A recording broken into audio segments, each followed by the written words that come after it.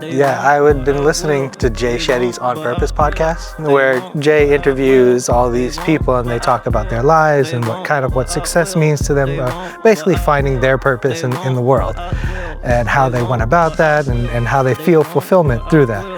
And I thought that's amazing. But at the same time, I am never going to be a Taylor Swift. I am never going to be a LeBron James. So that's when I thought, how can I take Jay's idea and how can I take my values and kind of combine them? And I thought, you know what, why don't we just interview neighbors? And I think a lot of people lose that message. Success isn't measured just by the money in the bank. It's measured by your sense of fulfillment. We have with us here today Joe Brangman, who is a creative mind like myself. Photographer. He's a poet. Getting it. Personal trainer. Big X on that one. Like he just said, forget them. Yo, 2020 happened and everybody said, I just trained myself. Nope. All right, I'm out. That's crazy. It is how it be though, like why hire somebody when you're there? Exactly. Dude, like the amount, I even lowered my prices once the world opened back up. I lowered my prices and was like, just anybody you want to come on, train with me? And it's, I've been watching YouTube videos. I'm like, all right, good for you. I've been watching Chris Harrier. Yeah. Hey, Chris Harrier is dope though. I can't even be mad. Yeah. I followed some of it. I never signed up for anything he had, but he does all the calisthenics stuff. Mm-hmm. Yeah. And I look like I'm supposed to have a calisthenics body. I don't. I have a gut and all. But I related most to his style of training. So I was like, I ain't about to be in here squatting 500 pounds. Like, why? Just squat my body weight, it'd be all right. Yeah, basically. Anyway, thank you for being on. Yeah, buddy. Absolutely, man. We're not friends. Spanking on it. Spanking on it. Those videos. Yes. Introduce a new friend. They're like, slowly move the other dude out of the picture. He's like, dude, this has been coming for a long time. Like, things haven't been the same recently. It's like the universe is calling us to move as we go on. apart. I'm about to turn this fan on. It's a little bit warm. You warm? A little bit. I don't know what. But I'm also Bermudian. We'll talk about that in a second because, he's got layers. Let me go check what his air is on. That might hit his fan up. Layers because I'm thick with 3 C's. So. I had to leave myself a tiny little spot. I can't keep walking around this dang couch.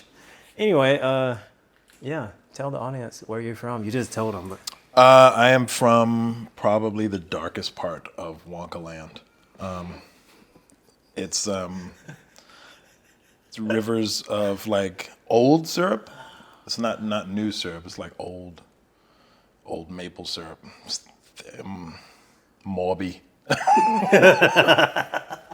No, I am from Bermuda, a little tiny little island out in the middle of the Atlantic, and it is literally all by itself.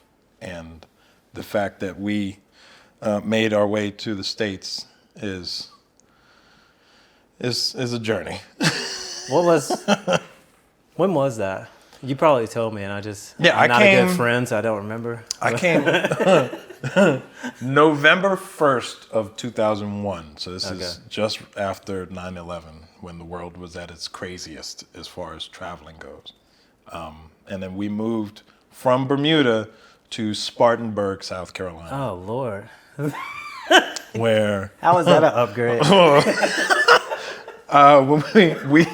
We lived just off of Blackstock Road in Spartanburg, and the area that we lived in, the night we got there, and we got there super late at night, there were 3-4 gunshots. Of course, they had to welcome you. Before we could close our eyes. That's the Spartanburg welcome. You're I feel right at home. I can sleep well now. And they were 2 blocks over, so welcome to America. That just reminds me of that. There's just so much stupid stuff on the internet. There was some guy, because you play white noise for babies to go to sleep. It just sounds like static. He's like, hey, Alexa, play black noise. And it was gunshots inside. It's just like dudes yelling out the window. And he's all like, like went right to sleep. God dang. I told you that baby wasn't mine. What? Mari said it is. That baby don't look like me. Crazy. It's that. It's So you moved to Spartanburg and they played Black Noise. And It comes with like a scent dropper of like grits. Grits and biscuits and gravy. oh my God. Salmon out of the can. The tiny faint smell of weed in the background. Man, it's always there. No matter how much Lysol, how many incense you burn, it just like bakes it into the wall. and the whole thing is shipped and wrapped in like a bubble jacket from the 90s. But it's the bubble jacket with the sleeveless bubble jacket. That's so funny. Oh Lord. Yeah. I didn't even know that. Like, I didn't know the Spartanburg part. Like, Yeah, man. We moved straight to Spartanburg. Too far from, everybody's going to be like, oh, the Bermuda Triangle. Do you know anything about that? Like, so, yes and no. It's just I'm not going to say like a weird, as in like supernatural stuff goes on, right? Hollywood kind of hyped that all up. Yeah. But it is an odd part of the world. okay. Just because of like the depth of the ocean, the Gulf Stream runs up through there, and the poles and magnetic poles and stuff like that. So there's a ton of reasons why the things happen that people were talking about, but we never experienced any of it. I would say one of the craziest things I ever saw, though, was when I was in middle school, and it's a small island, right? So everywhere you look out of a window, you're going to see ocean somewhere, right? Or you can hear the ocean from somewhere, unless you're like landlocked in, right? But in middle school, there was one day there was a bad storm, and when the storm had passed, I guess the temperatures had changed in the air and all the barometric pressures. Anyway, we had like water spouts that had popped up all around the island. Wow. Which is just tornadoes on the ocean, right? So it looked bananas because it was like some end of the world stuff going on. Yeah. But day after tomorrow. yeah, exactly, right? So that movie hadn't come out yet, so nobody had seen anything like this. So we're like looking out the windows and out in the field, and we could see like spouts all the way around the island. There was like 6 or 7 of them. And they weren't like near the island, but they were big enough that you could see them from far away. So that was probably the craziest unexplainable thing, but it's just tornadoes on the ocean. It's like I would have moved to Spartanburg after that. I'm like, it's not that bad. But like it's landlocked at least. We go fishing out there. Boats travel out there all the time. I've been swimming out there. Anyway, like I was saying, so how do you become this great? I know that's kind of where the conversation is already going before you even start the conversation. It's like, so I'm going to address that, get that out of the way, so there's no confusion about how you wake up like this. You just kind of roll out of bed, and it just follows you wherever you go. See, like greatness served to you on a platter. Wait, what was the question? Oh, this is good. Oh, thank you. This is brought to you by... Wait, this is Meet the Neighbors podcast. This is brought to you by the Founder Positioning System. Look it up on the website. I don't have to explain it every time. Thank you, though. Thank you. I love you guys. You make me sick. I used to work for the zoo in Bermuda, and part of the zoo is the aquarium. And sometimes they take you on little expeditions out to go and get like small fish from reefs and stuff to put them back in the exhibits. So I would go out with them on there, and you see like bigger fish and stuff like that. Like whale sharks are everywhere out there, but nothing crazy. Whale sharks are allegedly docile, though, right? Yeah, very much so. Very much so. So one of the trips, actually, we had gone out, and I was in the process of learning scuba diving. So there were scuba divers out there, and they asked me to watch them, but I was watching them from a snorkel at the surface. And so I'm watching the divers underneath me, and mind you, I'm like I think I was like 13. Yeah. So I'm watching the divers underneath me, and every now and then I would raise my head up to see the boat to make sure I haven't drifted too far away from the boat, right? Because currents and stuff like that are super strong out there. And I don't have anything on. I've just got my goggles, my snorkel, and my swim trunks. And Like so you said, you didn't have anything. just well, you know, there was like a flap in the front for you. Keep my phone. Just floating, face down, fish, pulling pranks on the divers. The divers are gonna look like, oh, this is a snake. This is a water snake. That's just me, guys. I got you. It's just me. Got you again. That's crazy. But so I'm watching for the boat, and one of the times that I look up and see where the boat is, they're like doing this to me, and I'm like, oh no, what does that mean? And they're like doing this and doing this, and so I put my head down, and I remember they told me when something might be going on, flatten out, stay still. So I flatten out and I stay still and I start looking around. And when I come to my left, there is a whale shark, and he is not even my full arm's length away from me, but he is passing me. So I already missed his mouth, which means if it was anything dangerous, it would have gotten me by the time I saw it. But it was this close to me, so I stuck my hand out and touched it because I recognized what it was. Yeah. I stuck my hand out, and it was the weirdest texture. It felt like armor with knives on it. It was weird. It was super like sharp. If you rub it the other direction, it's gonna be uncomfortable. You know what I mean? But I was like this close to it, and it was massive. It took like 5-6 seconds for this thing to pass by, and it wasn't even moving that fast. It was just massive. So after that, I was like, okay, and then just started like doggy paddling back to the boat. But like that kind of stuff happens out there, you know.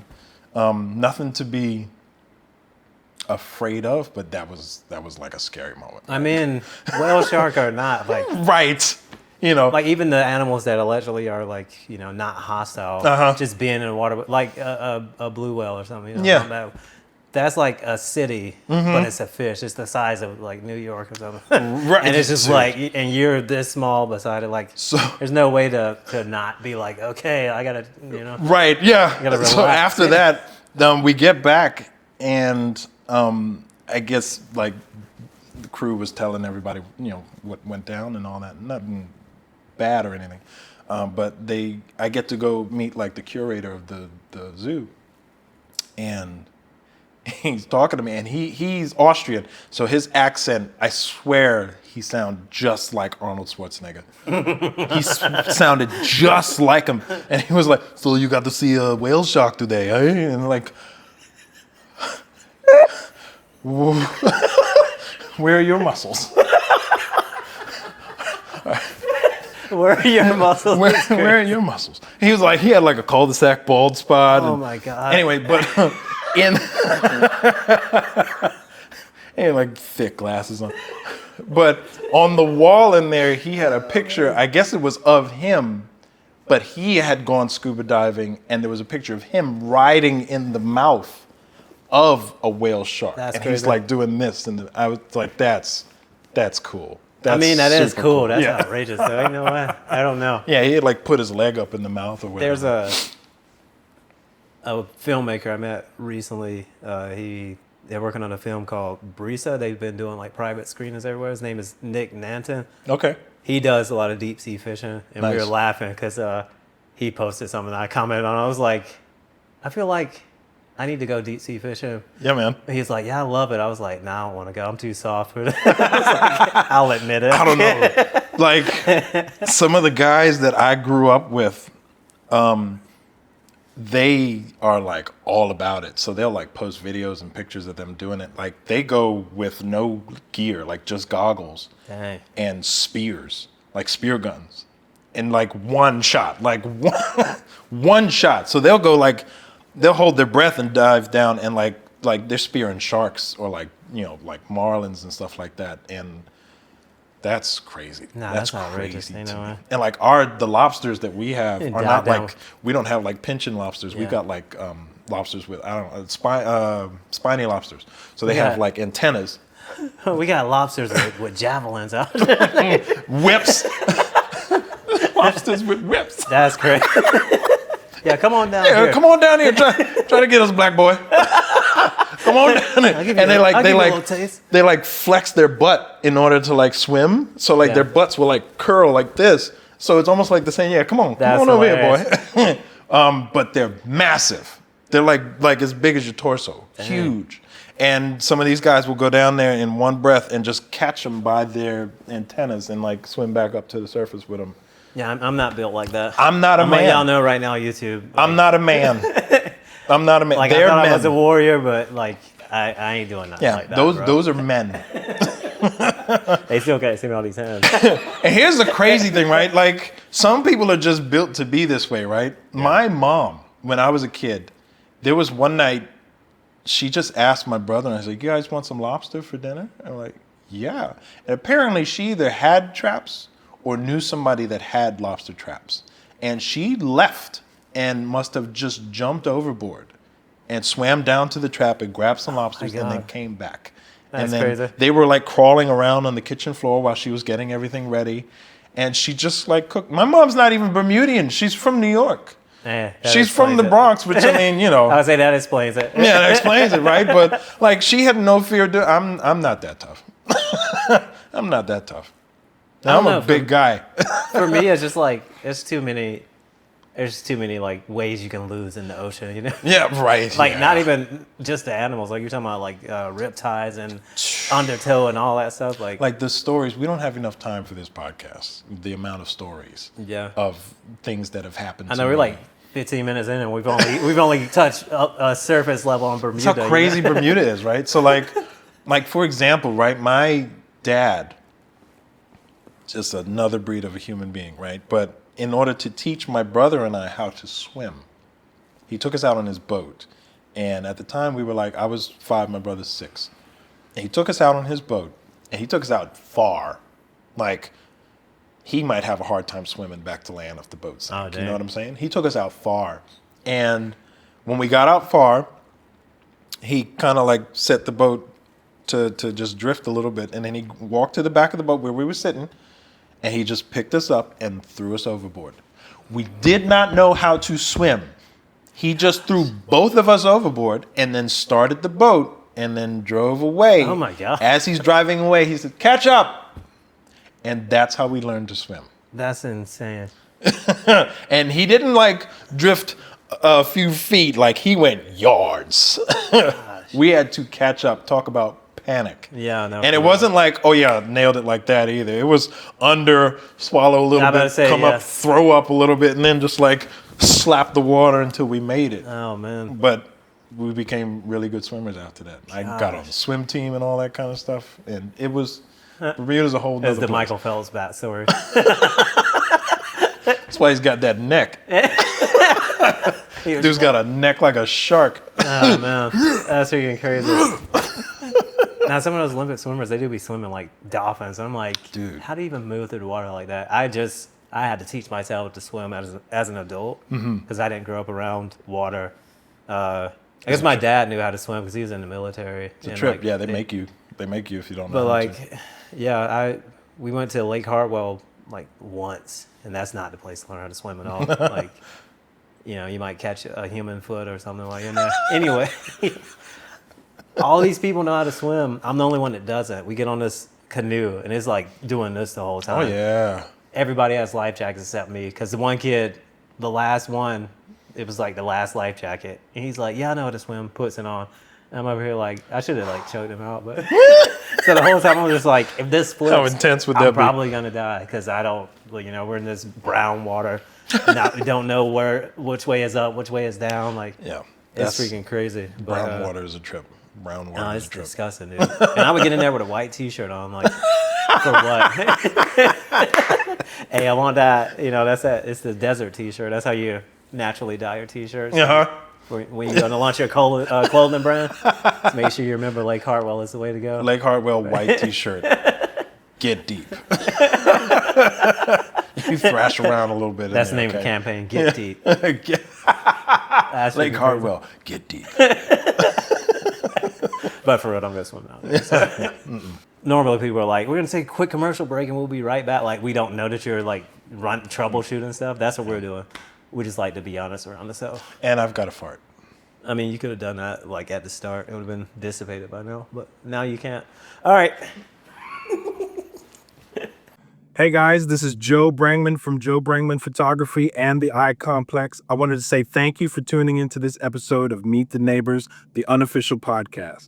If you guys would like to learn anything more about me and my services, you can reach me on Instagram at the Eye Complex. That's the Eye Complex, all one word. You can also reach me on Instagram at Joe Brangman, on TikTok at Joe Brangman, and you can also find my Facebook business page under Joe Brangman Photography.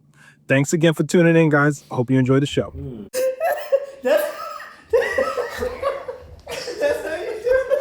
how you do it. You gotta think negative, and then you gotta push it real far. You got to think dark thoughts. Dark thoughts. Isn't that a rapper, Dark Thought? That's a adult website category. Dark Thought. Dark thoughts. Yeah, I'm looking for a dark thought.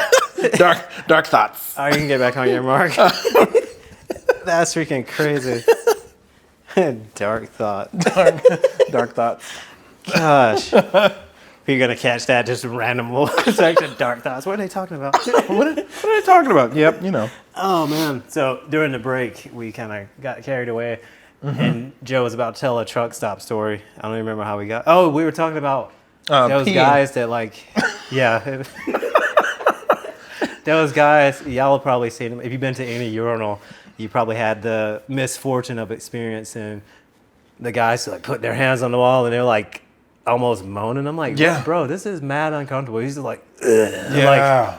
So, like what the is other that? night, I don't know, man. I don't know what it is. Like, I think it's because I don't know if it's Like, have they been holding their pee for like 2 days? You know what I'm saying? Like the dude mentality says, I don't have to pee right now. I do, but I'm gonna hold it for as long as possible because photo finishes are a thing, right? Like I need to get to the point where it's like a problem now. Yeah. You know?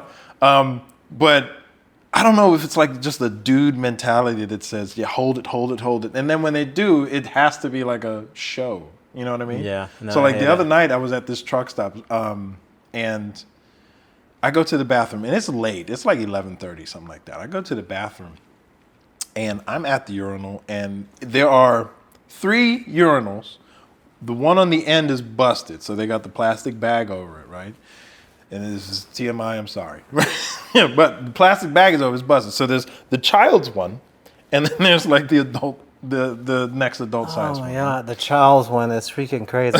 I learned recently that was for like significantly lower. I learned that was for like short, like little people. yeah. I don't know what the politically correct thing is. I call it the child's one, right? That's so funny. The Child's one is outrageous. That's crazy.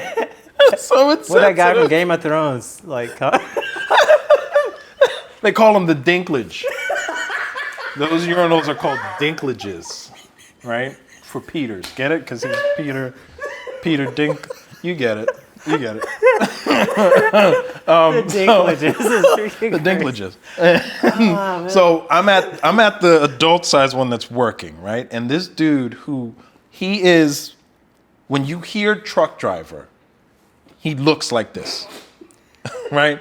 The gut that doesn't match any other part of his body. Like his proportions, it's almost like somebody put a grenade in his stomach and it blew up, and then he's like, I'm just gonna live this life now. It's fine. And so he's got like the trucker's hat. You can tell he's bald up here, but he's let his hair grow long. He like the In hair the the cul-de-sac. from under the hat. He's like got like a cul-de-sac mullet going on, right? He had a hat on for so long, the hair just disappeared, but it kept growing like underneath. It's sewn into his scalp now. He's got a huge mustache. He's got glasses. He's got like the skin that's like, he's got the tan with the liver spots now showing up all over. Yeah. Like he's a trucker. So the hat it's like a teddy bear. Like there's nothing under. Like You when know they there's have a nothing. hat. You know there's nothing under there. It's not even shiny. It's dull. Oh like my he's God. bald and it's dull, Dang. right? Cut your hand on it. So he comes in and he smells like 1912, and he comes into the just a long time no bath. He just smells man. so bad. That's crazy. And he comes in and he goes to the kiddie urinal, the dinklage, and he gets there and he does the lean onto the wall, but he also shoots his hips back, right? So so now he's like doing this, and he's got the other hand, and because the urinal is so much shorter, you can't just pee into it normal. You got to aim down. Yeah. Oh, that's what the hips back was. Right, so his hips is back. So he's like, yes, he's like, doing that. He's playing football. But he's got one hand, on the wall, and the other hand's holding his junk, aiming it down, and he's like, oh God, yeah. Oh. That's the good stuff, Grandma. This gets to be too much, so he like leans the forearm onto the. He's less than 3 feet away from me because there's a divider. You can feel his breath on your neck. I can feel. He's like, oh, Joe. I can feel the dirt from his childhood on me. It's just radiating all over me. That's crazy. Yeah, I don't understand why dudes let themselves get to that point. Like he would have just like, Joe. You're like, excuse me, what? It's like, I'm sorry? Where do we know each other from? It's like, I've been following you for like 600 Joe, miles. Brangman on. That name is a Brangman. Brangman. Or the dudes. He's like, stay right there, I'm not done. And then he trying like, to wash my hands, like but- shakes it aggressively. He's looking at me like, For some reason, you're making eye contact. He's like, the most intimidating thing that can happen to you is somebody peeing and they're looking at you when they're shaking it. Or like, don't look away. You look away from me. or like, tell me this man conversation. Does this happen to you sometimes when you pee? You get a random cold chill, and you like. Like, oh no. Could you imagine somebody does that to you and they're looking at you pee? Like if there's like a short wall, and it's just walls open air, and there's urinal on this side, urinal on this, and he's looking at you. He's like, All you see is his eyes like He's just over the wall peeing. like that. and then you can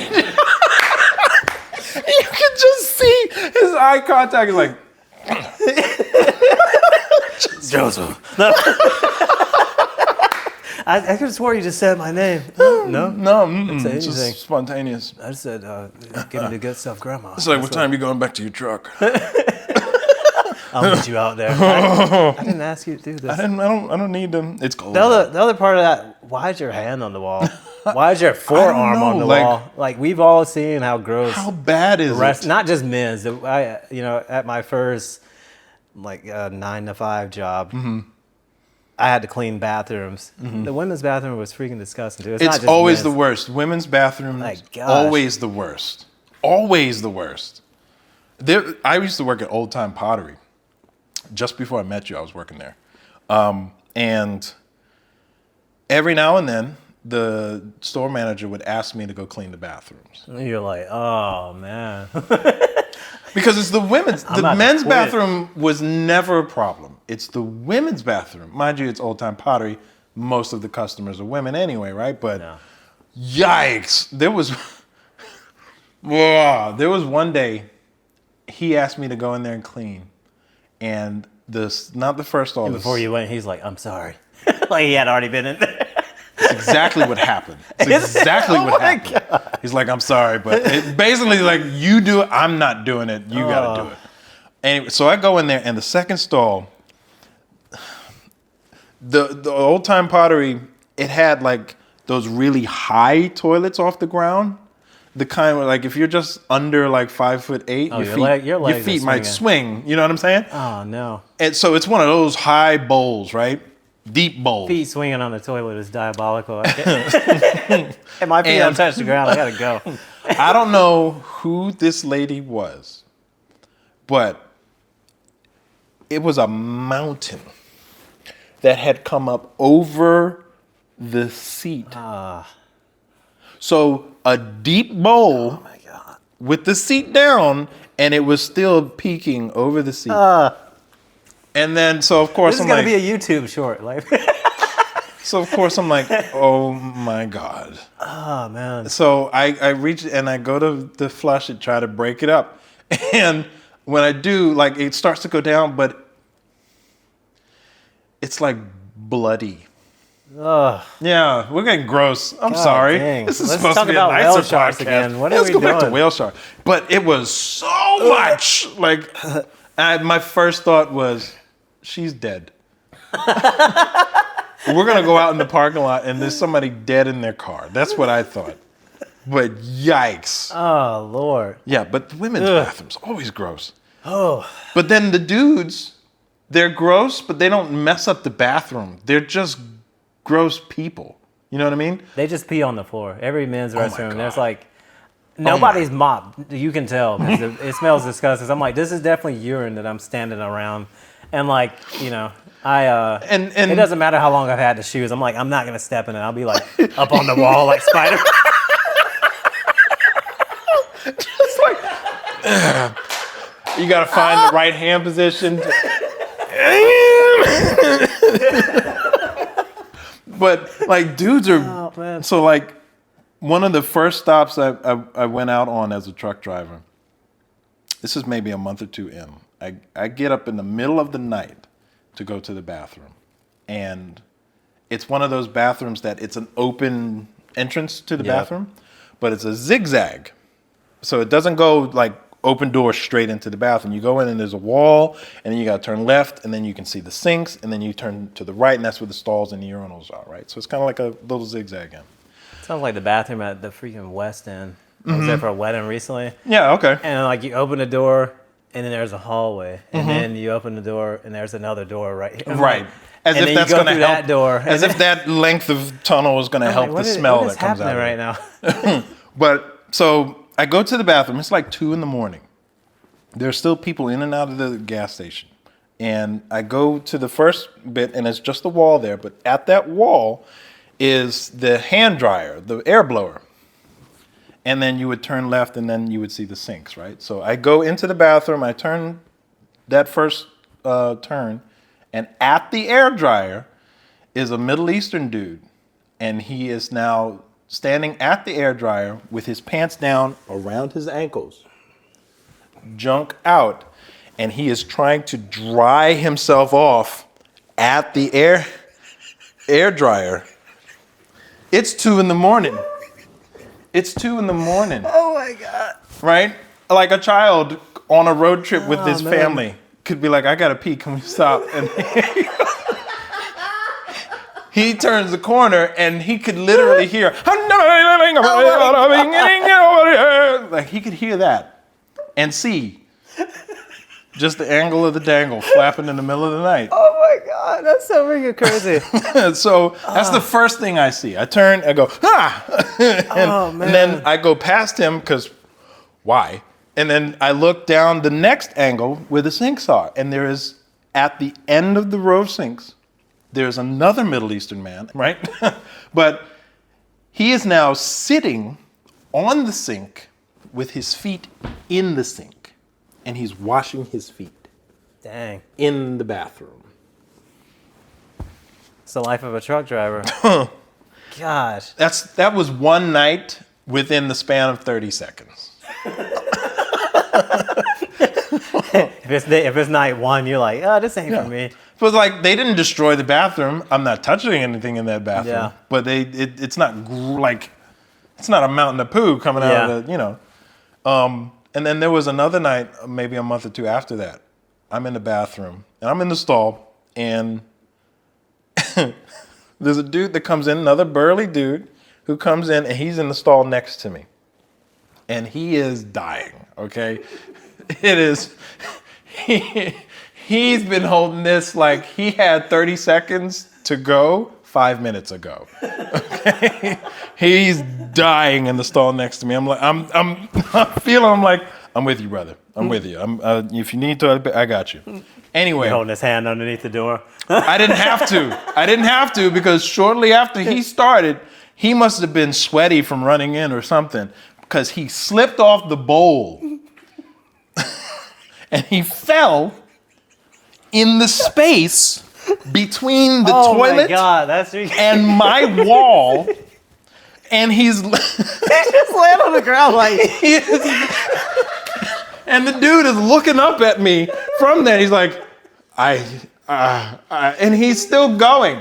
He's still going, but he can't. He's like, I can't stop. And I'm on the ball, and I'm looking at him like, what do you want me to do? You look at him like world star.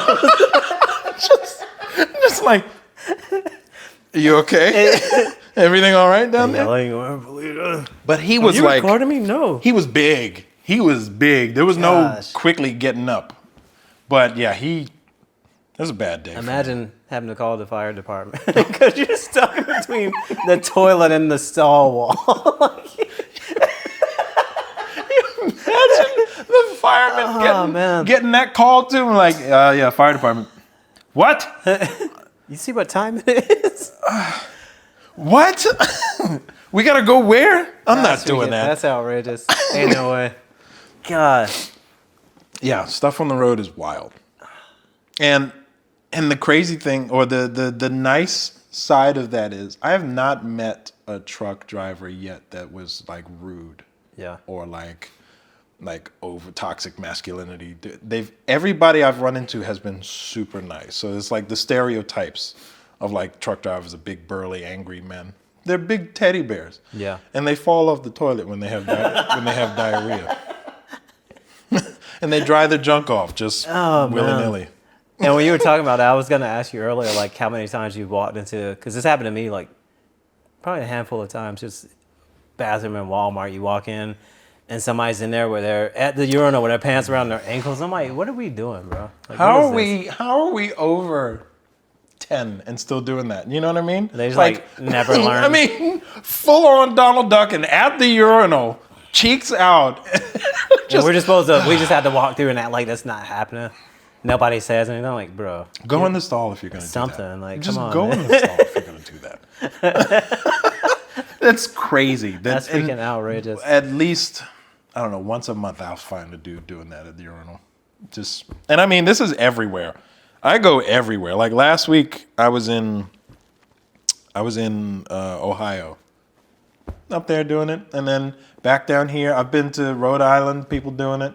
There was a dude that just, I don't know if he got hot in the middle of the night one night out in Kentucky, just got naked, got out of his truck and just started walking around the parking lot just to cool off, and then got back in the truck. Just, I mean, naked, not even socks on.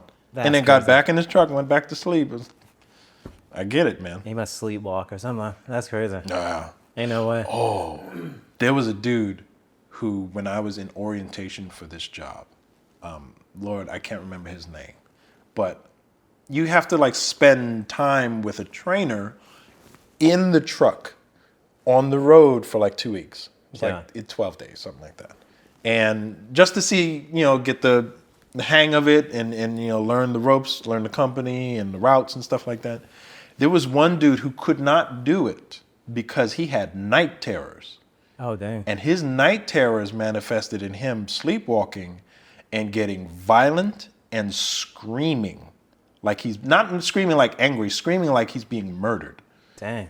And where we were staying for orientation was in a hotel. You could hear him in the hotel going up and down the hallway.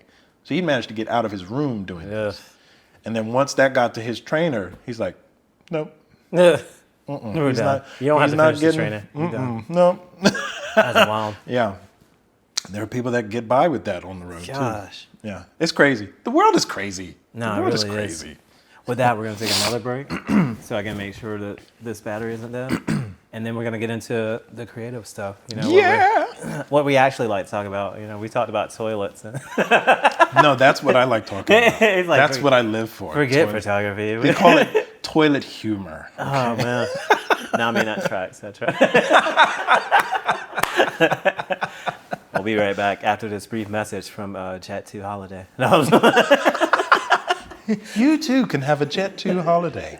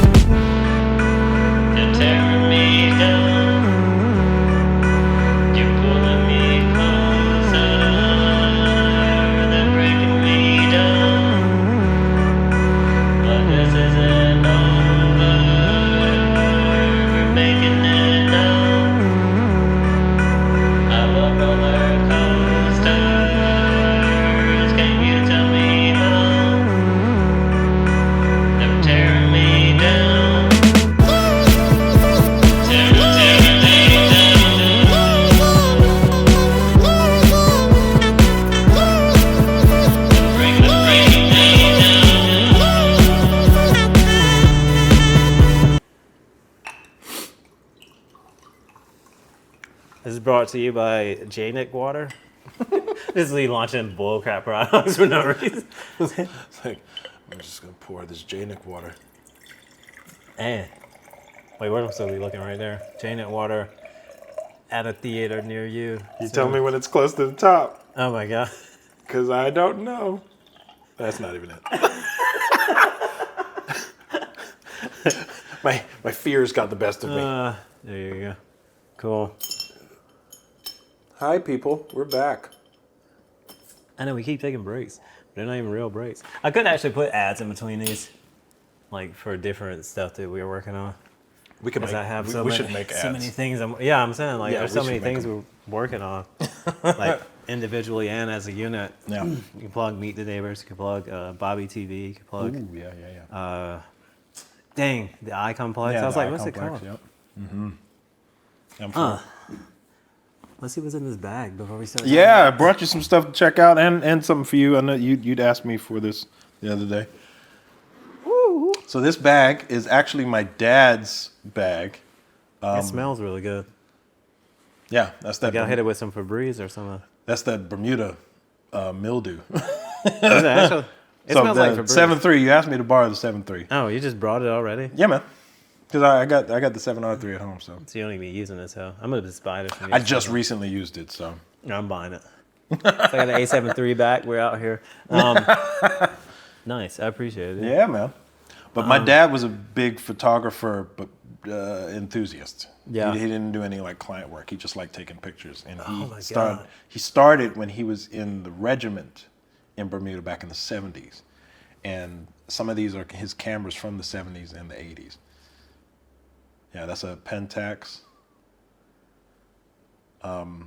They're a little beat up. I don't think any of them are actually functional right now. They're gonna need to be like refurbished. Yeah, this one needs to be. Is these like mold spots or something? Yeah, yeah. I'm The allergic. glass on these, glass on these is gonna have to be reworked for sure. These are freaking wild, bro. Yeah, Here, you can and hold that for a he second. just he just didn't really. Canon AE1. I remember these. He this had one of them still in use when I was a kid, and then I guess he just put This them one's in a little bit better shape than that Pentax. You can see the lens Yeah. has some fungus. Yeah, it's inside. got some work to be done on them. These are nice. I have a. I mean, It was actually my sister-in-law's. It's a. the African style straps. Oh man. You know what I mean? Yeah, my sister-in-law has a Minolta. I did like a photo shoot of it. Oh, nice, Years ago yeah. when I was like trying to practice photography. There might be Minolta in there. There's another Canon AE1. He loved the Canon AE1. He apparently. did, man. has That two was of his them. jam. That was his jam. Now these different focal lengths. This one's a 50. The one I think just so. handed This one you. here is a 50. This one is Oh, so you just had two that were he's both got a 50 now. 49. He's got a filter on this one, bro. He had a filter on that Look one. at him getting down. A little Right. light meter. Is that what this is? Yeah. Flash, I think. Oh no, this is a flash. That's a flash. What is this one? Is that the Pentax? Uh-huh.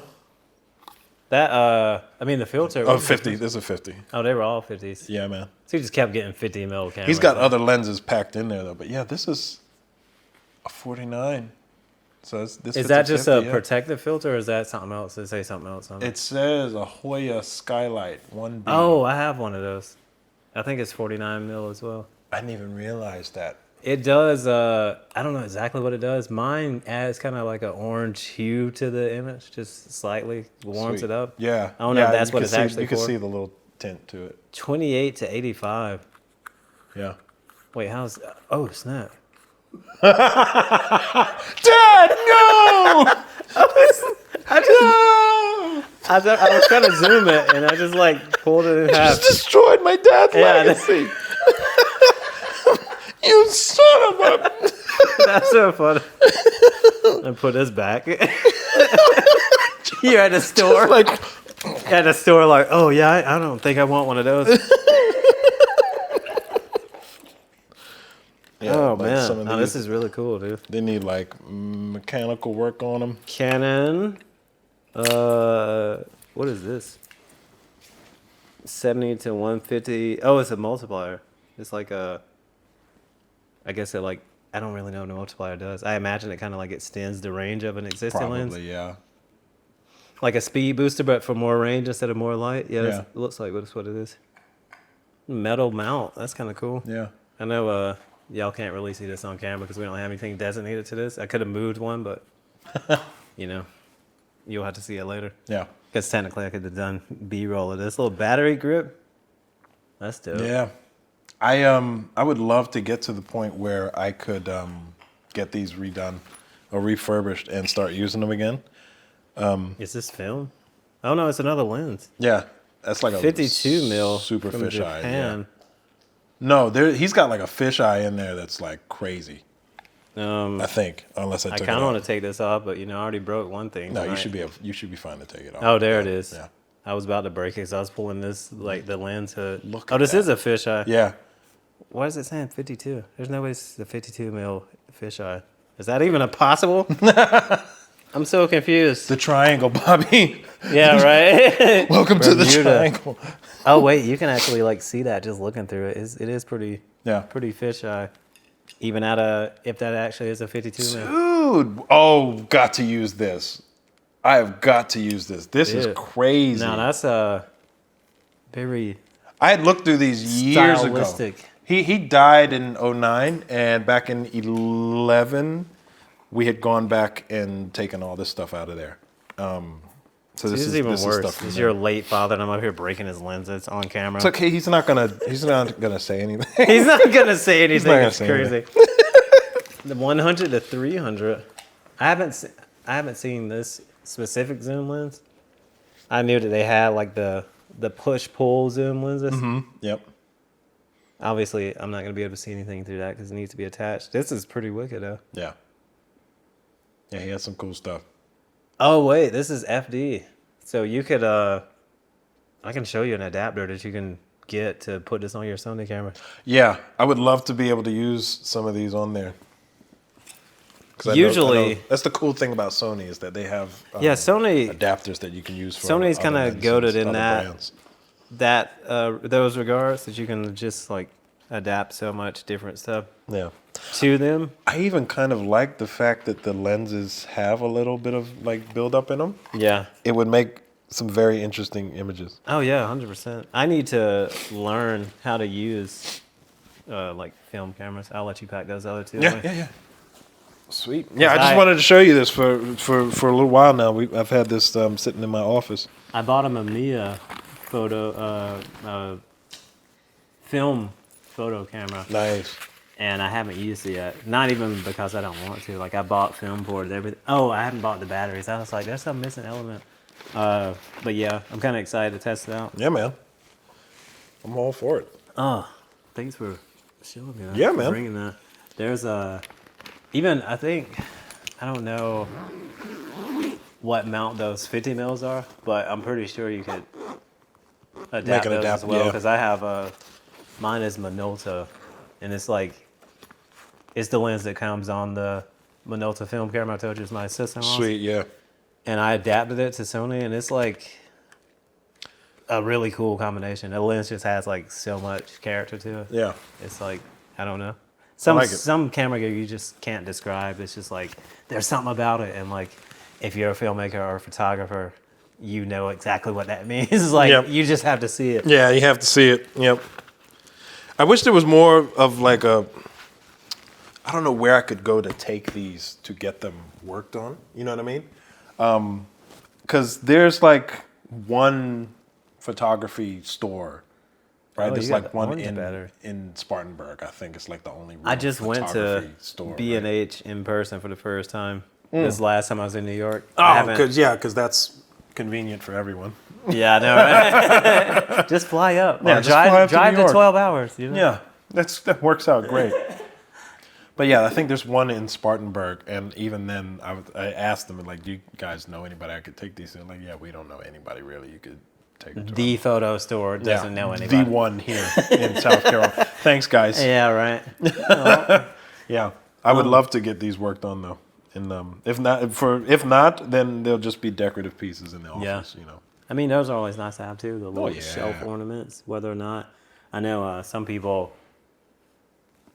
Well, I know specifically Peter McKinnon has what is it? Not a 1DX. Maybe it's a 1DX. It's a Canon camera that he used very extensively. Oh yeah. And it's like a relic now. He just put it in a case. Yeah, I want to say I watched him. Didn't he do like a Kiefer Sutherland shoot recently where he did. like used? I think he used that camera and that shot. I think he used the wide lux too. I believe he did a few on the wide That lux. shot was perfect. It's funny because I've been watching 24 recently, which that's not the only thing he's been in, but Yeah, that's yeah, what it's people the most know him. famous thing Yeah, that that's he's what been people in, know yeah. him about. Yeah. Or know him from. And I'd be thinking about that shoot, and I was like, Yeah, that's I don't pretty know. dope. It'd be cool to photograph like one of your favorite celebrities, you know? Dude, that would be awesome. Who would I like to? I don't know if I would think somebody interesting to photograph would be. Kiefer's a good choice, but I want somebody classic. Bruce Willis would have been good. Yeah. Unfortunately for his health situation now, he's kind of been put into like I'd like to hospice care. photograph Jackie Chan. Jackie be Chan lit. would be dope. That'd be fun. Maybe Donnie Yen. Donnie Yen's my favorite Oh, martial man, artist, no. and he's still going. He's still sharp with it. Donnie Yen would be pretty dope. Yeah, as far as martial arts go. I was thinking about Ben Simmons too. It's random. He was like one of my. He just like became one of my favorite NBA players just because of like the build. Because at the time I had never even seen him play for real. Like it was just 2K. But I was like, this dude's 6'10", and he's handling the ball like this, and like. Yeah. A 6'5" or below point guard, they're not. You can just score on them anytime he wants to. So I was like, I loved that. Yeah. And like, A I monster started following him on. with movement. Yeah, I started following him on Instagram and stuff, and like the stuff he posts is really cool. Like, just he has style, and even his posts, which is kind of cool. Yeah. So like people like that, I guess he's into fashion too. Maybe I don't know much about him, but like. I mean, that'd be cool too, just like a random NBA player that's chill. Yeah. And that'd be Anthony cool. Edwards, that'll be the one. Nice. He just, if you ever see him and stuff, he just seems like the homie. Like, oh, he's gonna be super fun to hang out with, super chill. Yeah. It's not gonna be like drama. It's just gonna be like hanging out with somebody you've known forever. You just met him, like that kind of thing. I think I would like, as far as actors go, like a classic actor like Denzel. No, that'd be sick. Denzel would be cool right now, especially because he's talking about getting out, so getting some last images before he gets in front of the camera. And then he hit you with some wisdom. You're like, well, son, right? I think Right? what you're doing is good. But no. Like, here's why you suck. All right, thanks, Dan. and just let me tell you. Him. I think Horrible Anthony. Denzel impression. Just let me tell you real fast. Like, no, let me tell you something. Did I send you that video? It was like the best short film I've ever seen, but it was like all these people that do Denzel impersonations. Yes, and they're all talking to each other. Yes, at the different. Yes, oh my, I did see that one. It was freaking incredible, dude. Yeah. The John Q had me cry. He's like, doing all this stuff in his mouth. Now you listen to me. My son is gonna live. I'm gonna tell you something right now. My son is going to live. Man. And then randomly it was gosh, what's the dude's name? He plays Winston in New Girl. I can't think of his name right now. I don't know. I've never seen New Girl. But he's that dude's pretty hilarious too. But yeah, no, that was like easily the best short anything I've seen on the internet. Because you know, we have all this bite-sized content. Most of it is just like background noise at most. That was memorable and it was extremely well done. Yeah. I was like, this is what we're here for, this kind of stuff. I love it, man. Yeah. Like Anthony Hopkins would be another good one. Just because of mainly for Silence of the Lambs playing Hannibal Lecter. Yeah. I would love to have a picture that would not necessarily be creepy like Hannibal Lecter, but iconic like But just him Hannibal eating like Lecter. some raw chicken. In a black guy's face as he's taking a picture. Oh my God.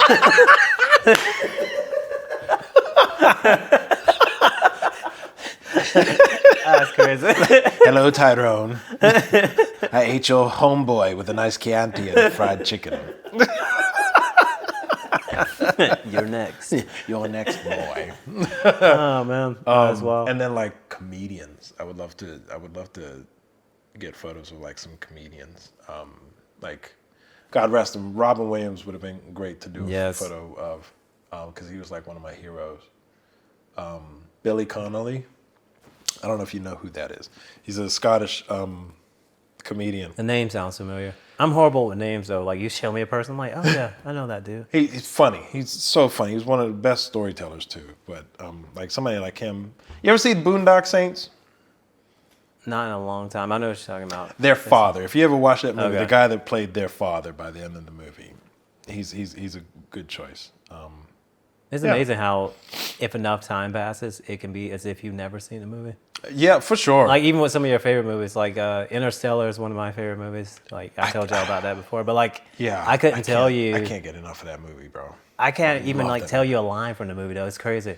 Yeah, right? It's yeah. wild. So I'm that way with like Disney movies. As much grief as I give them I remember on the all internet, the freaking songs, dude. I don't remember if it's from before Aladdin.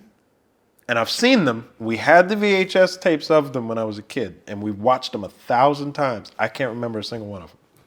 Like, I rewatched Dumbo recently, and I'm like, get out of here. Wow, there's a lot of racism in this. Oh my God. And like Peter Pan, I rewatched it like, oh, the Native American scene is crazy.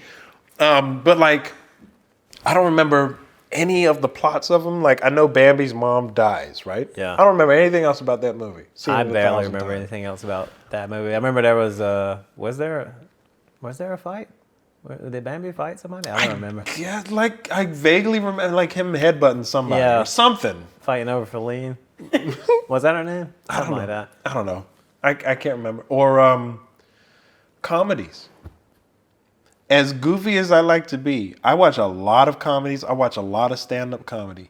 I cannot remember lines from those movies. No, the only comedy I kind of quote Ace on the Ventura. regular, it's not even that one. For me, it's the other guys.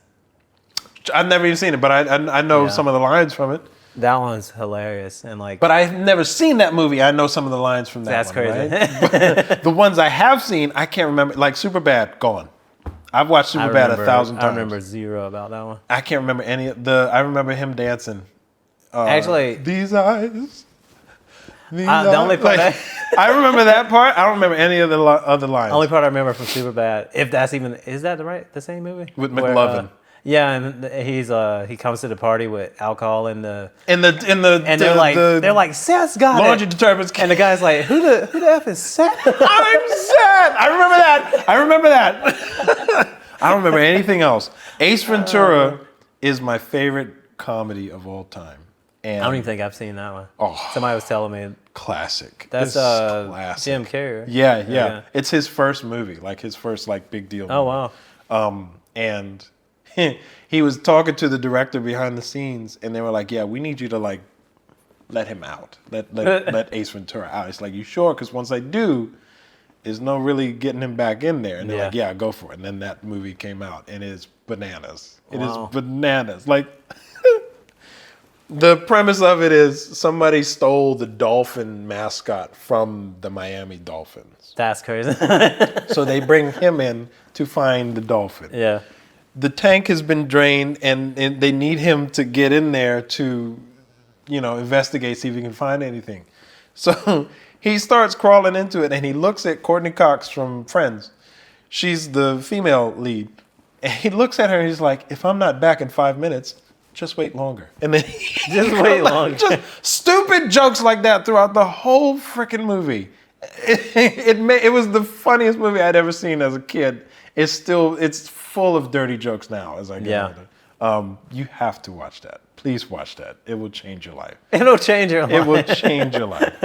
And the second one. The second one was funny too.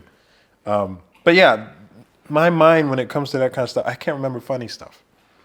And as goofy as I like to be, the funny stuff just goes right out.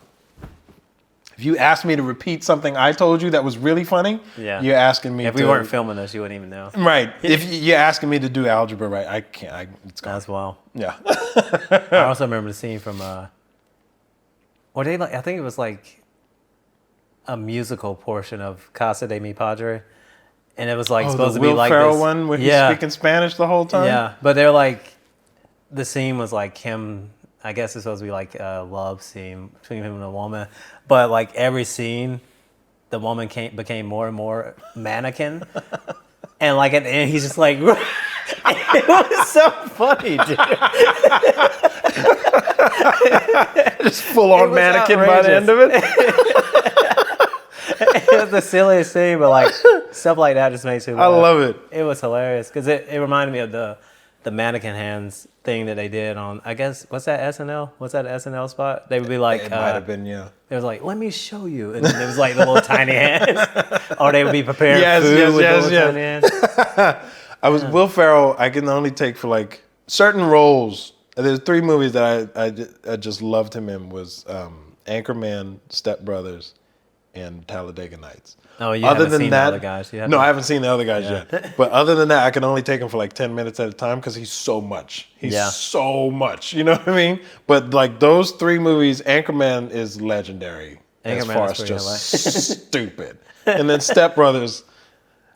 If I could say I could remember most lines or a good chunk of lines from something, Step Brothers, because I watched that a lot. I remember seeing it in the theater, sitting beside a guy I went to high school with, and he was like a very abusive laugher. So, so you're sitting right there, he's like, ah! And I'm like, why am I being attacked? This is still funny, but what's happening? I feel like I should call the cops. That's the worst. He's sitting there trying to like, yeah, for real. Really though, just punch around the balls. That's what we're doing.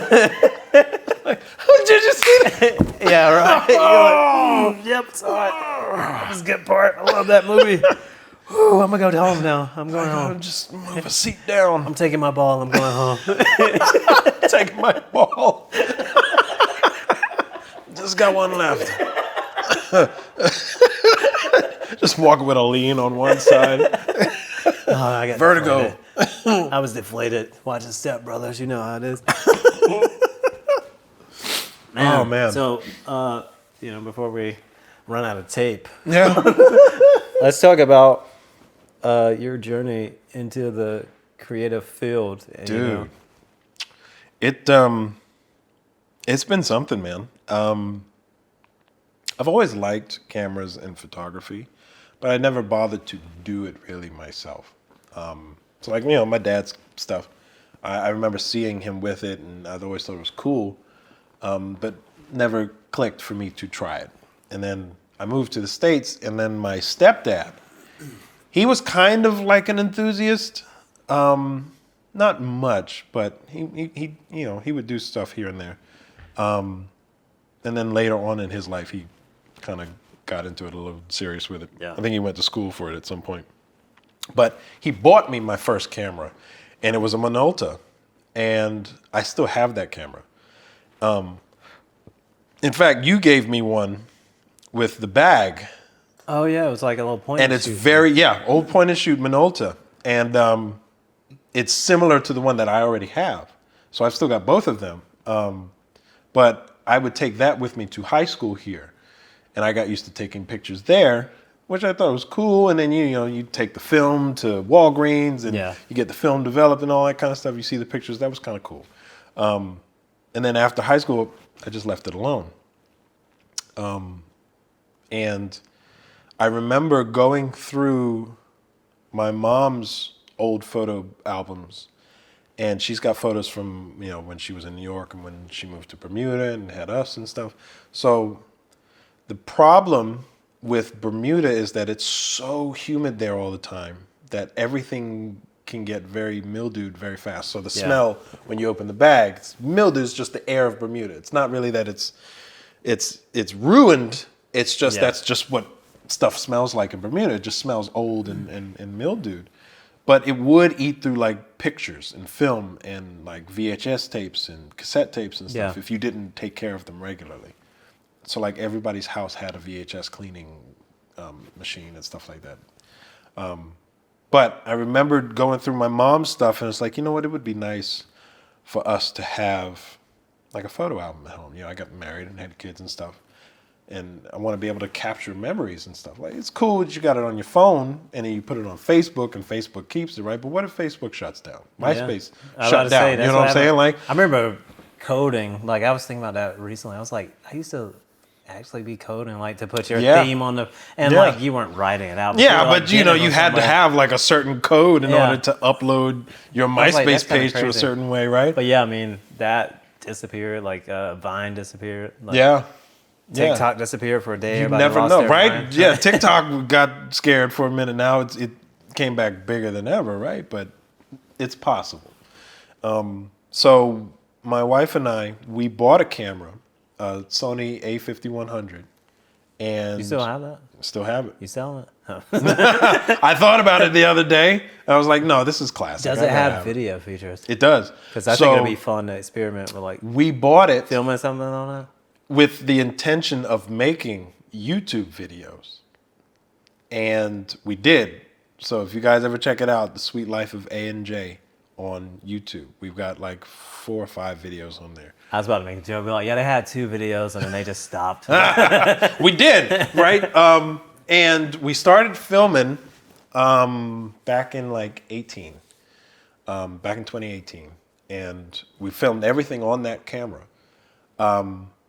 And it was cool. Like, video quality wasn't really bad back then. But we also didn't know what we were doing. I didn't know anything about photography or videography like that. But in 2018, I also got sick with cancer. I had cancer. And I wanted to, or after going through chemo and radiation and stuff like that, the treatment's worse than the sickness. And so I had insomnia before. It was 10 times worse now. And I could not sleep. I was going absolutely crazy. And there was one night in particular, it got really, really bad. And at about 12:30 or so, I just could not stay in the house. So I got up and I saw the camera on the table, and we hadn't used it in a while. And I just grabbed the camera and I said, well, let me just go somewhere. And I decided to go out of the house and went downtown Greenville. And I started walking the streets just by myself. I had like a little pocket knife with me, and I had the camera. That's it. That's all I had. And I would start walking the streets and taking pictures and figuring the camera settings out without YouTubing it and guessing. It was just taking pictures. And it had a kit lens, 16 to 55 on it. Oh yeah, I have that. Just basic kit lens on it. Yeah. Power zoom. Yeah. That's all we had on it. And I started walking up and down the streets. And Great lens, by the way. Like, especially I still have it. It's still perfect. I sold mine and I bought a second one because I was like, I got 2 FX30s. I started vlogging on those. Yeah. Just because that lens is so, like, compressed, so compact. And I was like, you're vlogging, everything doesn't have to. Because I'm a filmmaker, like a real filmmaker now. So to me, everything has to look like a movie. And I'm like, you just like, everything doesn't have to look like a movie. Like, it doesn't have to look like a movie. Just capture a moment. I mean, you don't want your highlights blown out like that one video you sent me, but still. Like, anyway, you're talking about your first photo walk. Yeah. So I went out. I think I walked around till about 5 in the morning. just walking up and down the street, Dang. passing like homeless people and people drunk and throwing up on the sidewalk and stuff. And I might have taken like 400 photos, all garbage. All of them were garbage. He said a single one. Not a single one of them were great. Made the light of day. But it got me interested in making them better. So then I went home and I crashed. I slept for like 12 hours.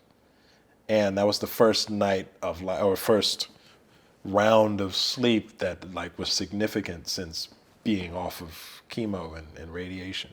So I said, okay, maybe there's some sort of therapy in it. Maybe it was the walking, maybe it was the distraction of the mind and taking the photos and stuff like that, something, but it helped. So I said, well, let me keep getting into this.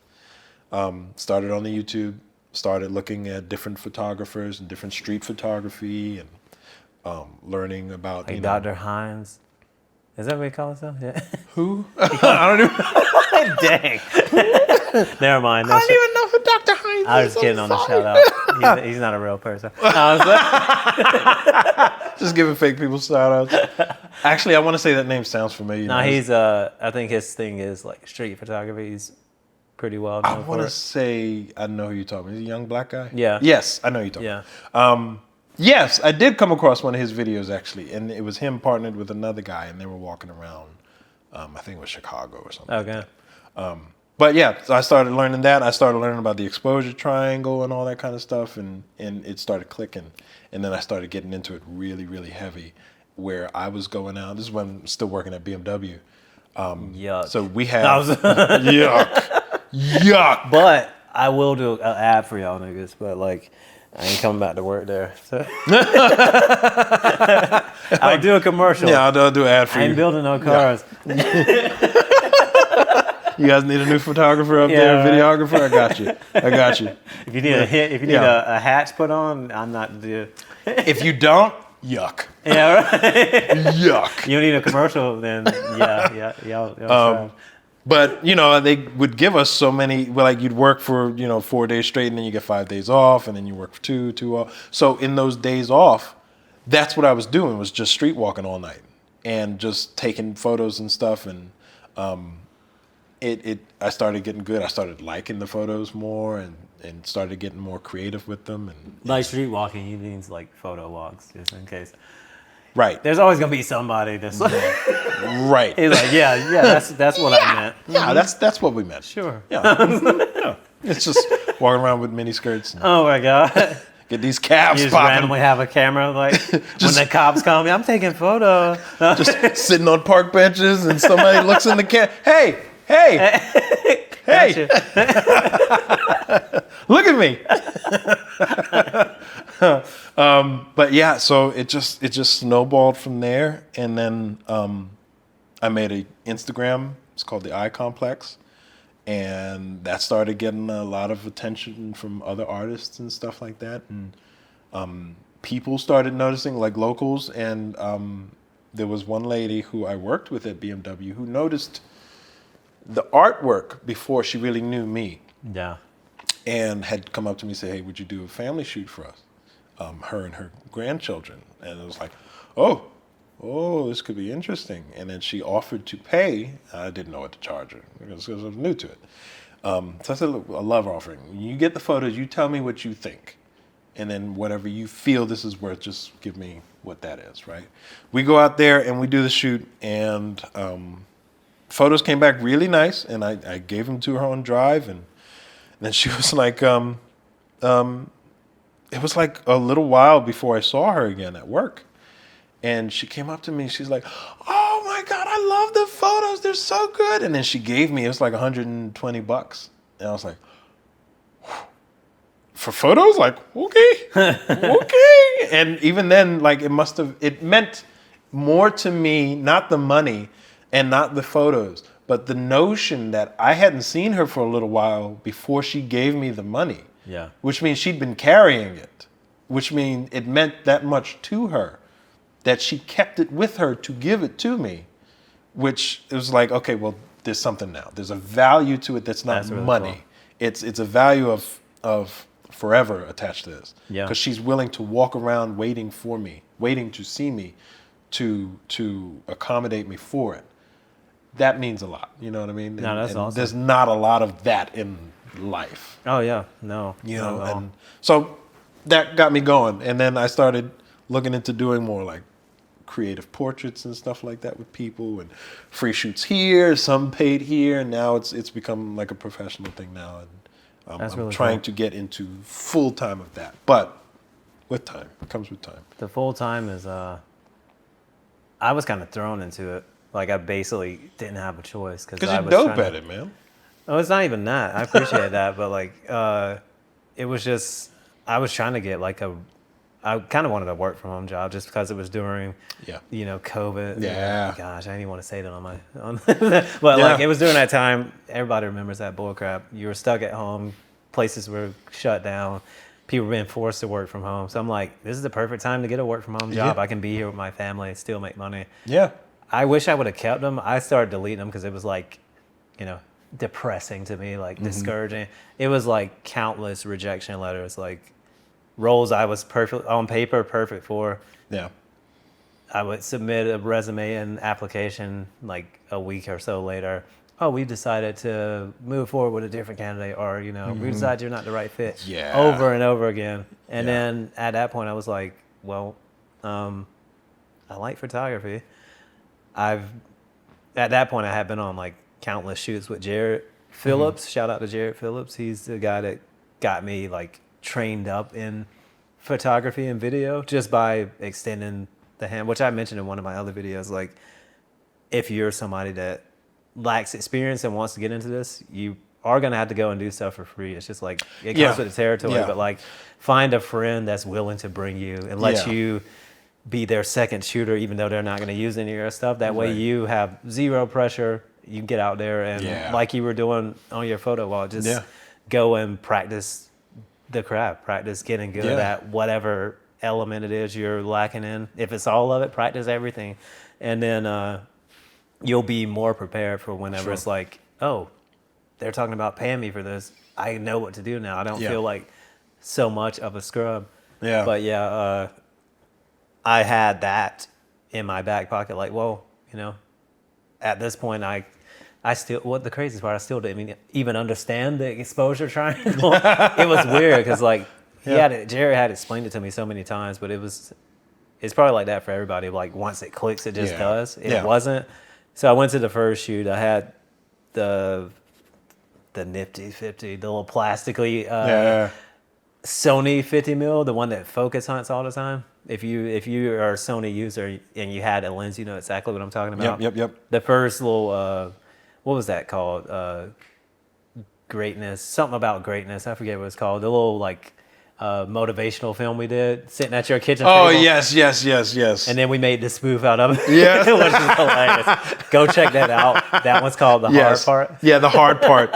Oh my God. But yeah, like I still crack up if at that. no, it's hilarious. I Yes, can't believe man. it hasn't gotten more. I probably need to like mess with the thumbnail or resubmit it something. again. See what happens.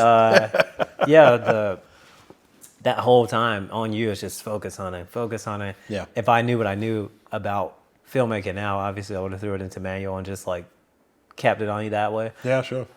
Anyway, I had that lens and I think like a 10 to 18, and I'm going to do my first like paid shoot that's just me. Some chick had to drop out and she's like, I have this client, they want like photos for their daughter's birthday. Weird shoot. It was at a park, at Runway Park, which is for kids, but they were wanted it was the like photo they were like shoot there? 16.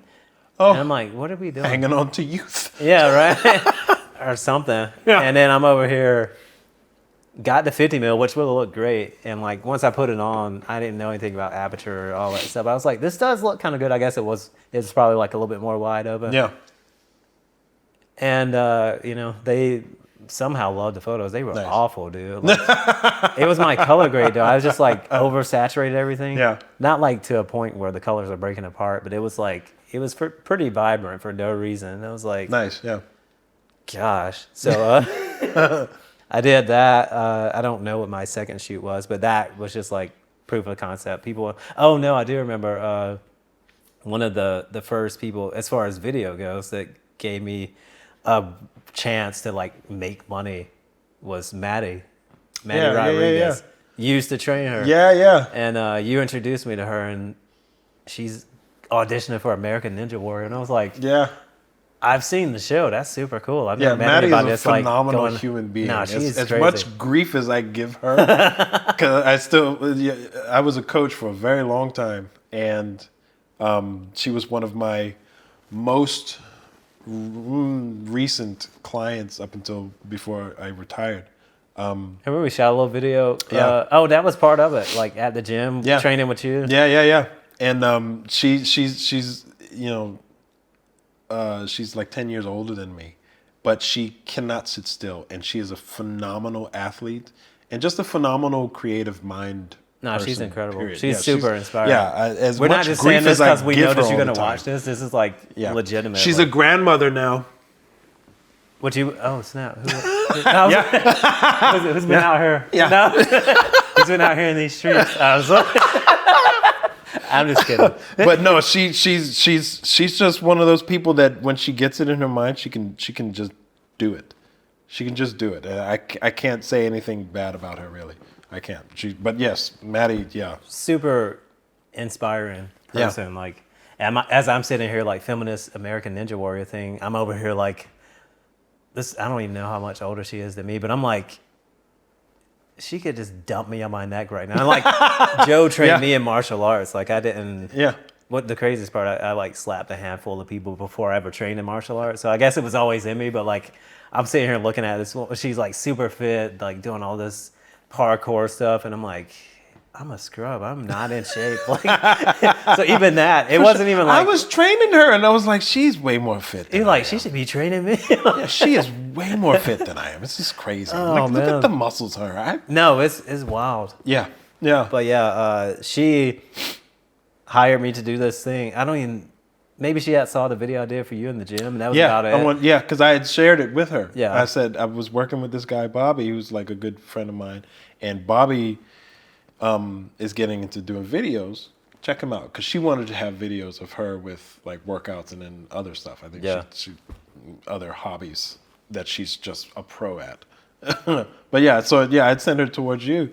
And she's like, cool, yeah, I'll reach out to him. And like, I think she did it like that. Yeah, it was like the fastest turnaround because I was like, I'm used to people being like, oh, maybe, but she was like, yeah, let's film next week. And I was like, oh, snap. Cool. Pressure. And like those videos we did for where I was at, they were good, but like, you know, you always look back as you progress and you're like, I could have done so much better. Which, I mean, we talked about doing another round of those anyway, which is going to be cool. Yeah. But she, after that shoot, I charged her, I would never do this now, not like just for her, but like for anybody. I charged her like $750 for the entire week of shooting, which, you know, at normal jobs, that's like a pretty solid amount to make in a week. But I was like, now I'm bougie. I'm like, I don't even come out of the house for less than like $500. Like, and that's like sometimes just to have a consultation. I need to film or I'm usually. But you earned it though. Like your catalog, even just your like, I'm putting a YouTube video out, is like top tier quality film. Like Amber and I were talking about this. Like you could probably like Hollywood. You could probably be the Hollywood dude. Like, I mean, that's kind of the goal. Like, you know, man, to be on that level. I don't really care about existing in Hollywood. You're there. I joke with people, which isn't a joke. I would love to work with Christopher Nolan. Yeah. Just because his films. A lot of his films are my favorite films, like Interstellar, absolutely, Man of Steel. Yeah, he's my favorite director. He's my favorite director of all time. Like Tenet was really cool. Yeah, like Prestige. Yeah, Memento. The Dark Knight. Like Insomnia with Al Pacino and Robin Williams. Just all the Dark Knight trilogy. Yeah, the Prestige. I will celebrate forever because every time I watch that movie, there's something new, and I watch movies intensely. That's how his movies are. They have so many layers. Yeah, like Inception. Yeah, Inception and Tenet, which they say are in the same universe. But I can like, believe it. You get to the end and you're like, what just happened? I enjoyed it, but I have no clue what just and it makes you have to watch it again, which is brilliant. Like just the amount of layers, like he's thinking of everything. Like I wish he would have filmed. He would have been the director for Book of Eli, because that was that was another one that was like you get to the end and you're like, oh wow, yeah, he was that might have blind been this whole really time. cool. And then when you watch it again, it starts to make sense. You're like, oh, that's why he kicked this thing. Like just random stuff that you don't think anything about. I love it. But I always say that I call myself Bobby Nolan, because I'm like, I'm aspiring to be on his level. That's the way to go, not man. To be him, but absolutely. She put me in contact with this dancer. Her name is Crystal. What is her last name? She's gonna watch this. You don't know my last name? I want to say. I gotta. Excuse me. Oh, it is Chang. See, I thought Chang, but I was like, is that race? Yes. I was like, am I making up like a made up Bobby, Asian last name? I have to tell you that in Japan, the sun is not brighter. That's just the way their eyes are. Okay? Oh my God. Let it go. Let it go, Bobby. You said something before we started rolling. I got to bring it up now. Okay. It's not brighter over there. You said something before we started rolling. It's crazy. Oh man. We're not posting this part. No, her name is Crystal Chang. She was like one of the first people that like the first stranger that made me believe in myself. Because you were like one of the first people like in my circle that was like, no, you're dope. You should be doing this. And I was telling you like you started back with photography and you were showing me like, yeah, you were new. Y'all were asking me stuff. And then like, it was like no time. Probably like a month and a half. And I come back and he's showing me his photos and I'm like, who are you? And like, I've always existed in both worlds. I've never been like strictly a photographer or strictly, now it's like, 90-10, like 90 filmmaking, 10 photography, because I still enjoy it, but like, I wouldn't say I'm a photographer, I'm the guy to go to. Yeah. And so you're bringing me your photos. I'm like, dang, you kind of did what I did with filmmaking, like disappeared I got obsessed, and dude. just leveled all the way up. And there's still so I much remember to there was learn. like a good 8-month period of every day, every moment I had, I'm just YouTubing different photography videos. Yeah. And what all of the, hey, sign up for my free seminar or whatever, and I'll send you a free guidebook on this. I did all of them. So many spam emails. Yes. So I had to create a separate email account just for that. Yeah. Because I knew I was going to get tons of spam, but I just wanted the free learning. And I completely obsessed with learning more about photography. To the point where like, I don't ever want to teach someone photography as much as I want to teach somebody to be creative. Yeah.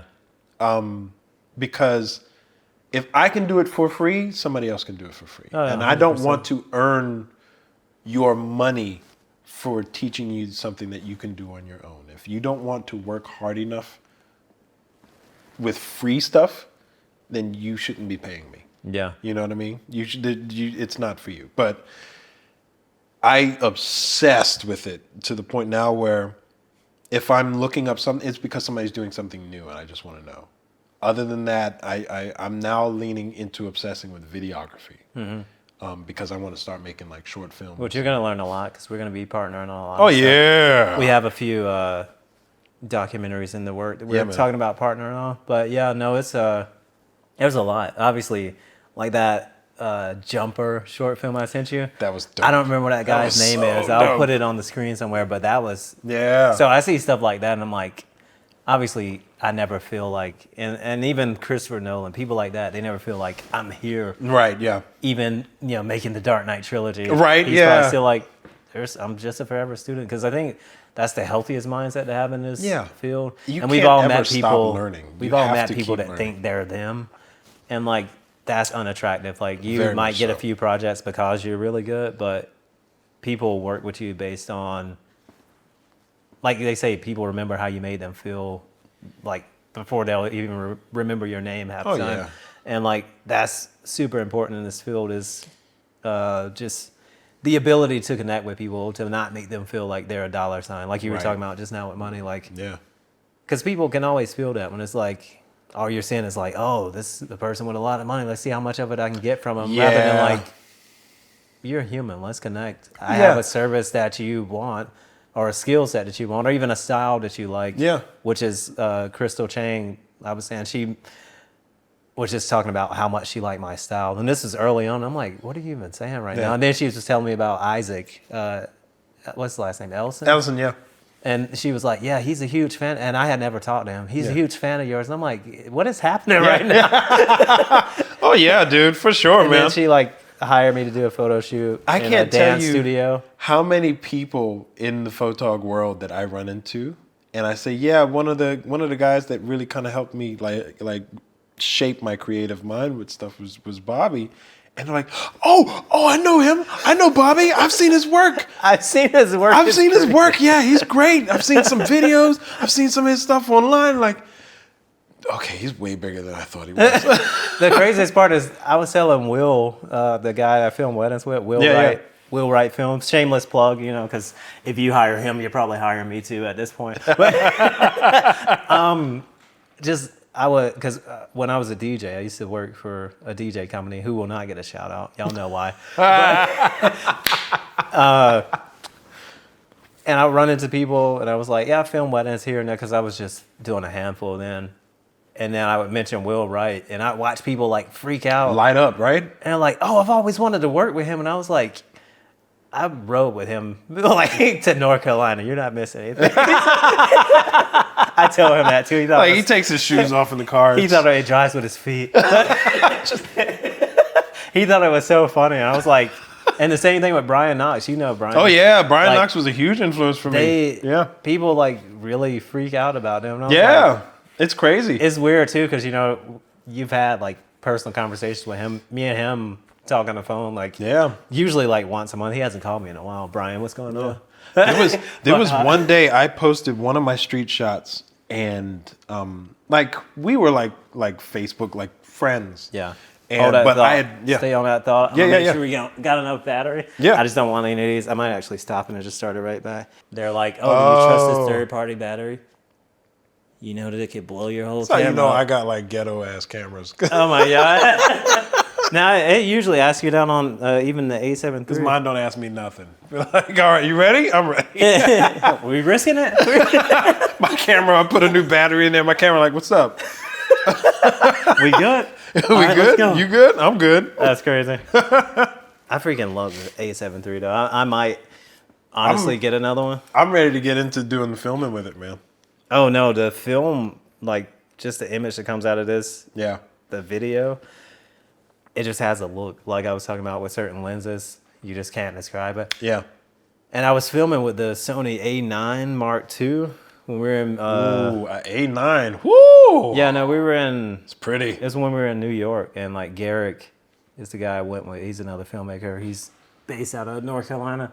Really awesome dude. We actually did this while we were in New York. Just nice. in one hotel rooms. Learned a lot about him that I didn't know, which I won't even mention it. I'll let you see the episode. Sure, yeah. It was fun. And but yeah, he's like, yeah, my dad gave me some Sony camera just because he was saying it was too heavy now. He doesn't need it. And he was like, I don't really know what it is. Because, I mean, he's usually dealing with cinema cameras and different filmmaking cameras. And I was thinking it was like the A1, which is about almost $7,000 camera. Ooh.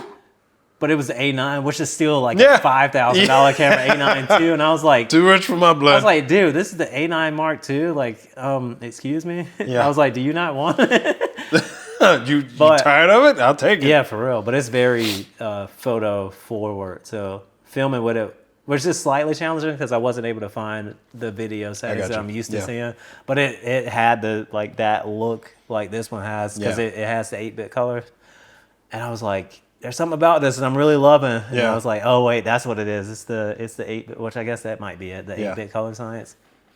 But anyway, you're about to tell us about a photo with Knox. Yeah. So I put up a photo. I don't even remember. It might have been like the Medusa tree downtown Greenville, and it was like on that ramp that leads to where the little amphitheater is at. Yeah. The big tree up at the end of the bridge in the park downtown Falls Park. Okay. I'd put it up there. I did some like really gothic kind of edits on it and stuff like that. Just trying stuff out. This is before I even I put a used choker on the tree. Some black fingernail polish. It's playing like nothing but My Chemical Romance. Yeah, right. Because tonight, you're like over again. Gosh, that's funny. That's probably not even their song. I don't even know whose song it is. I don't but either. It's the perfect song to describe that tree. The freaking tree. Every time you pass by it, because tonight, you're like, what? Just want to put hair down over one Oh eye. man, I know, just like one Just so I side, can bangs flick on it. one side of the tree, just like. Yeah, so this is before I even knew what Lightroom was. I was using I was using it. the Photo free edit. one. No.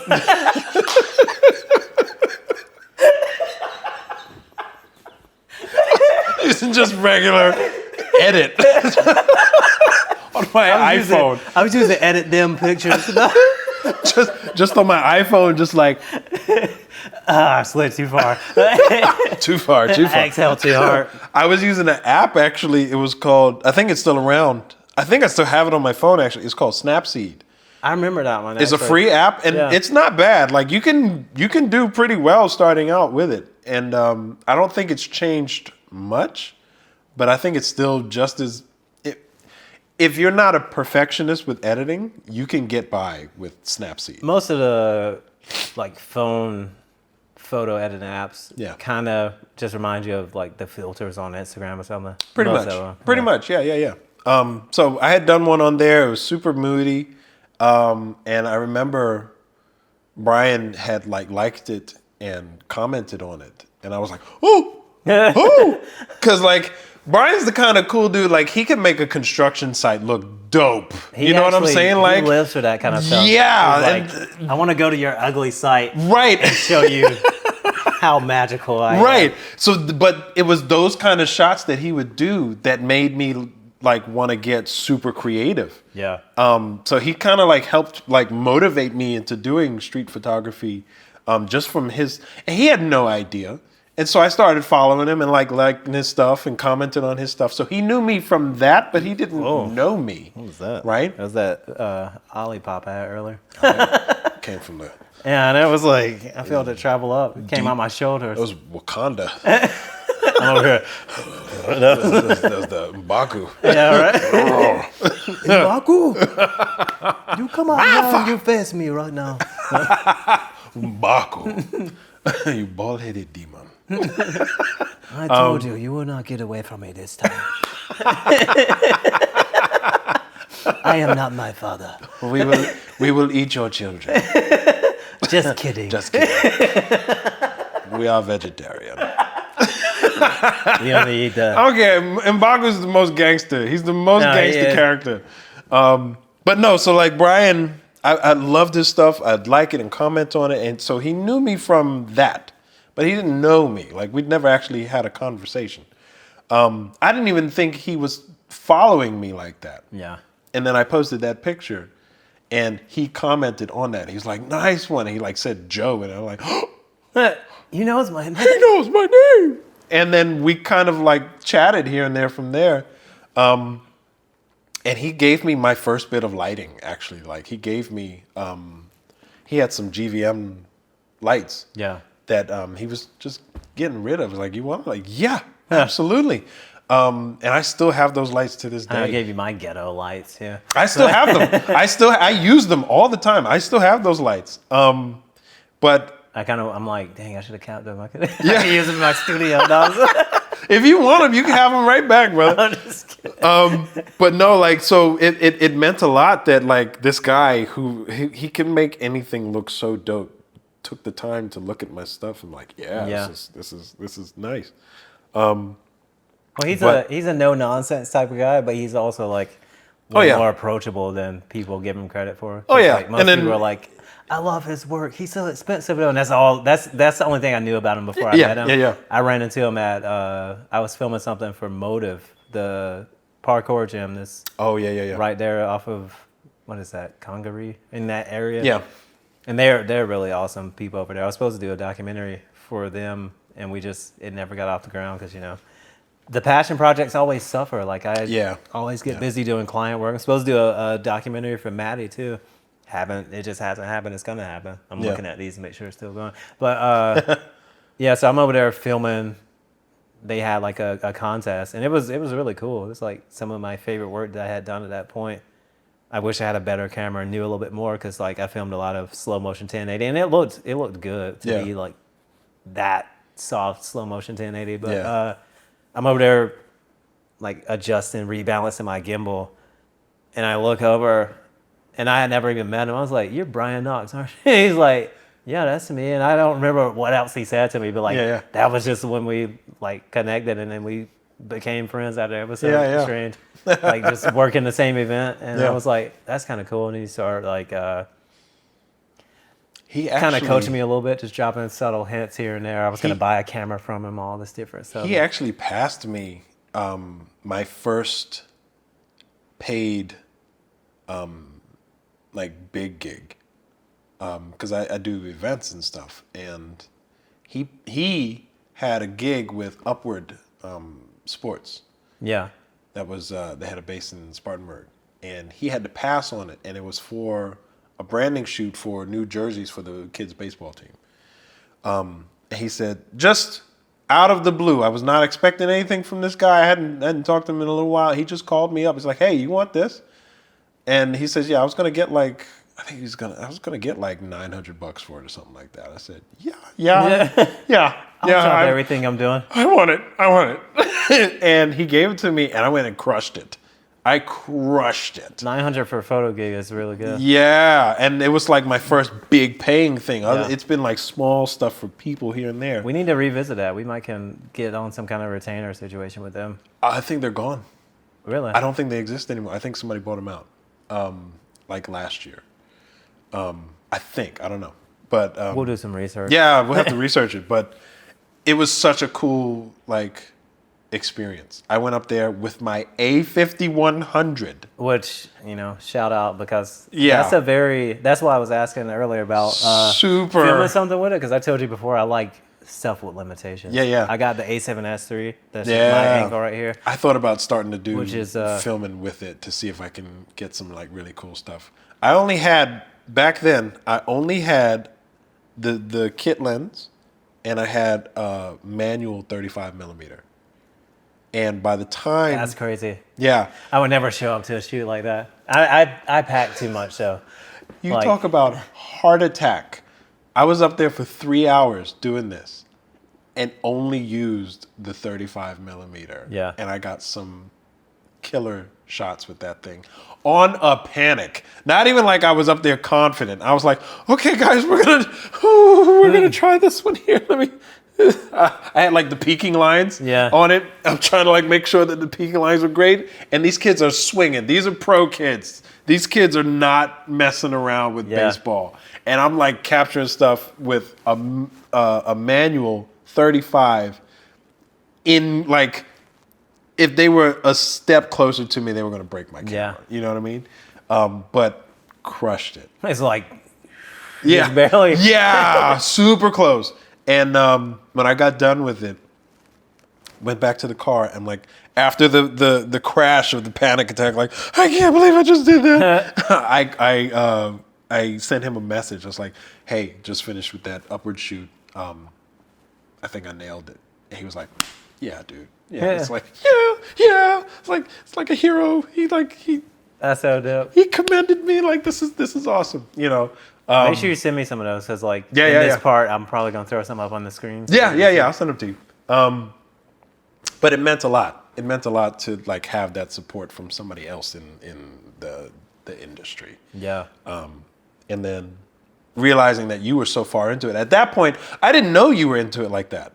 I knew you were like doing stuff with cameras. I didn't know you were into it like that. And then it wasn't long after that you and I went downtown to do the photo shoot. I actually just posted. I caught a cold that night. Yeah. It got so cold for no reason. It was freezing cold out there. I was sick for like a week and we after walked I think we We were walked there to till like 2 a.m. or 2 something. a.m., something like that. It got mad sketch. We Yeah. saw like a drug deal go down. Like somebody, a black SUV pulled up. Some guy that was clearly a junkie jumped in. They circled a block and then they let Came him back back and then out at the jumped out, same yeah. spot. I was like, That's a drug deal. this is criminal activity. There's Yep. no way it's anything else.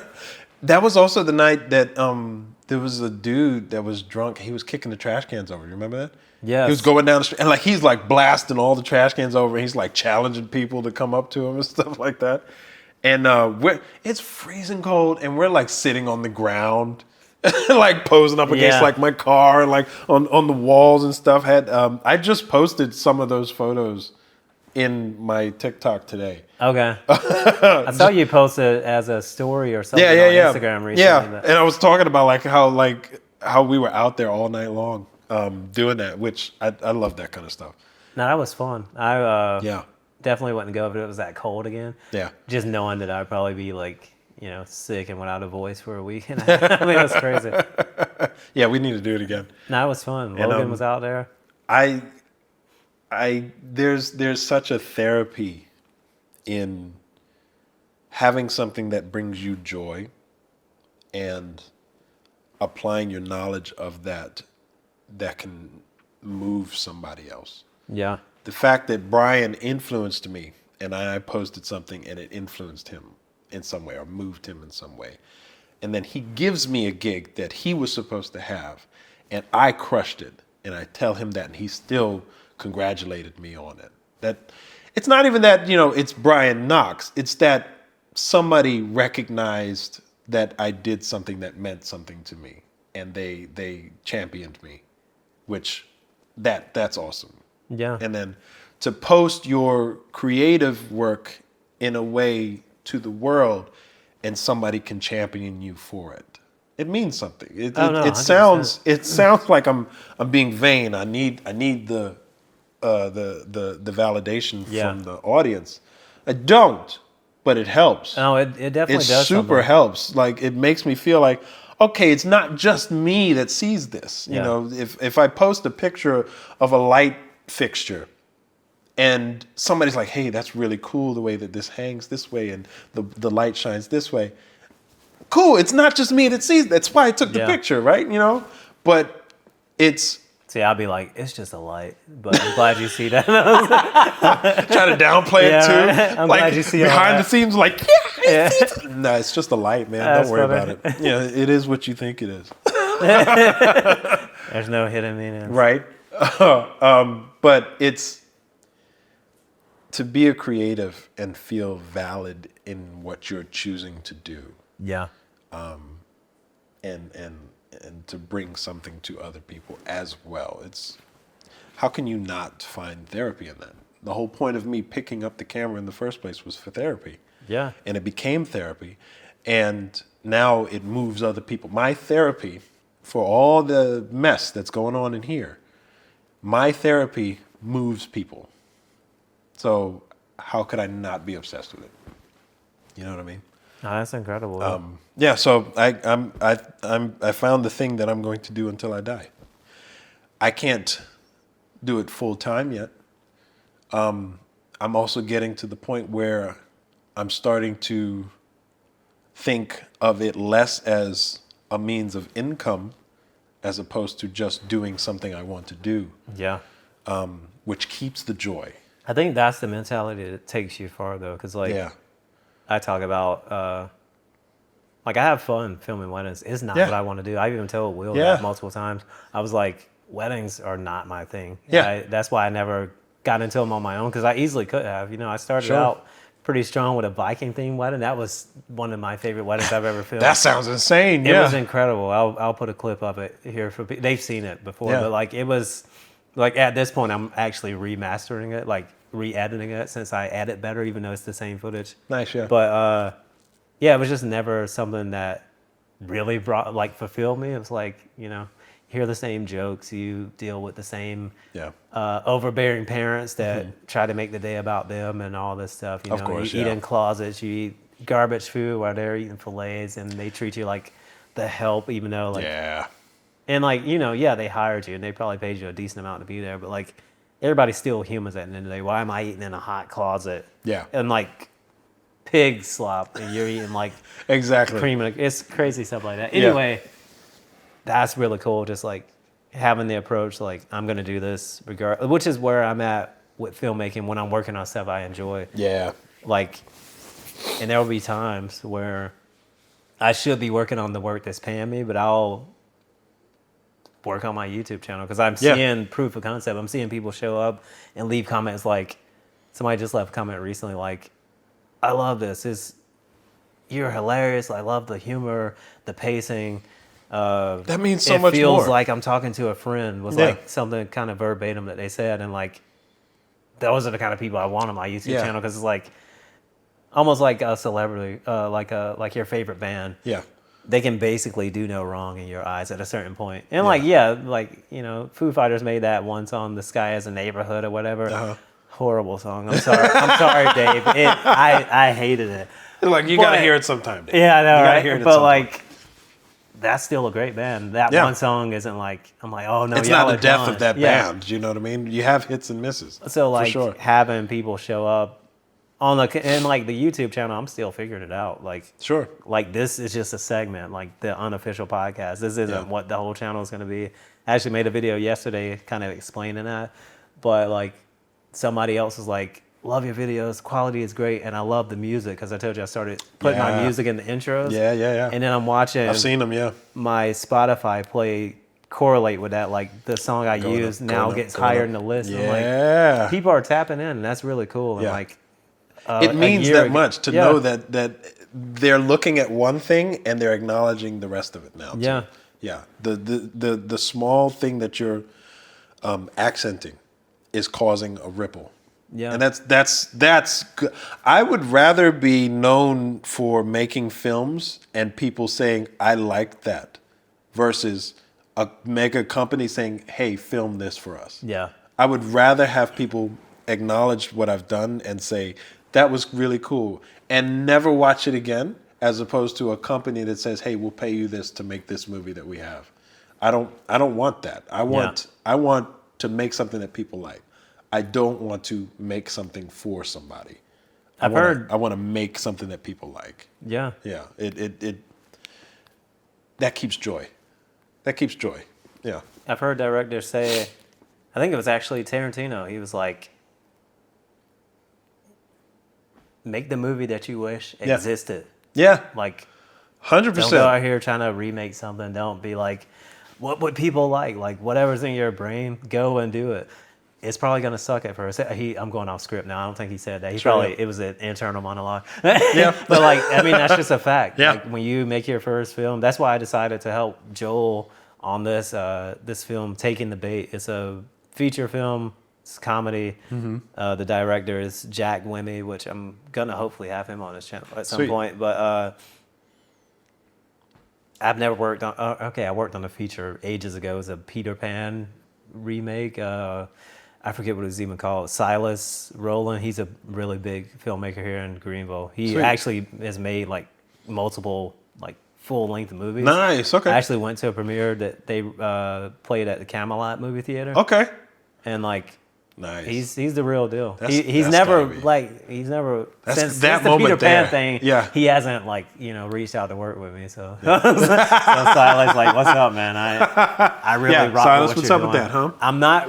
I Never don't like Neverland, horror huh? films. Like I'm not a horror film guy, so like I'm probably not gonna help with something like that. But we're doing the same thing. We're trying to. Yeah. Anyway, I thought just that whole concept was really cool, and this like somebody bringing a feature film like, do you want to help with this?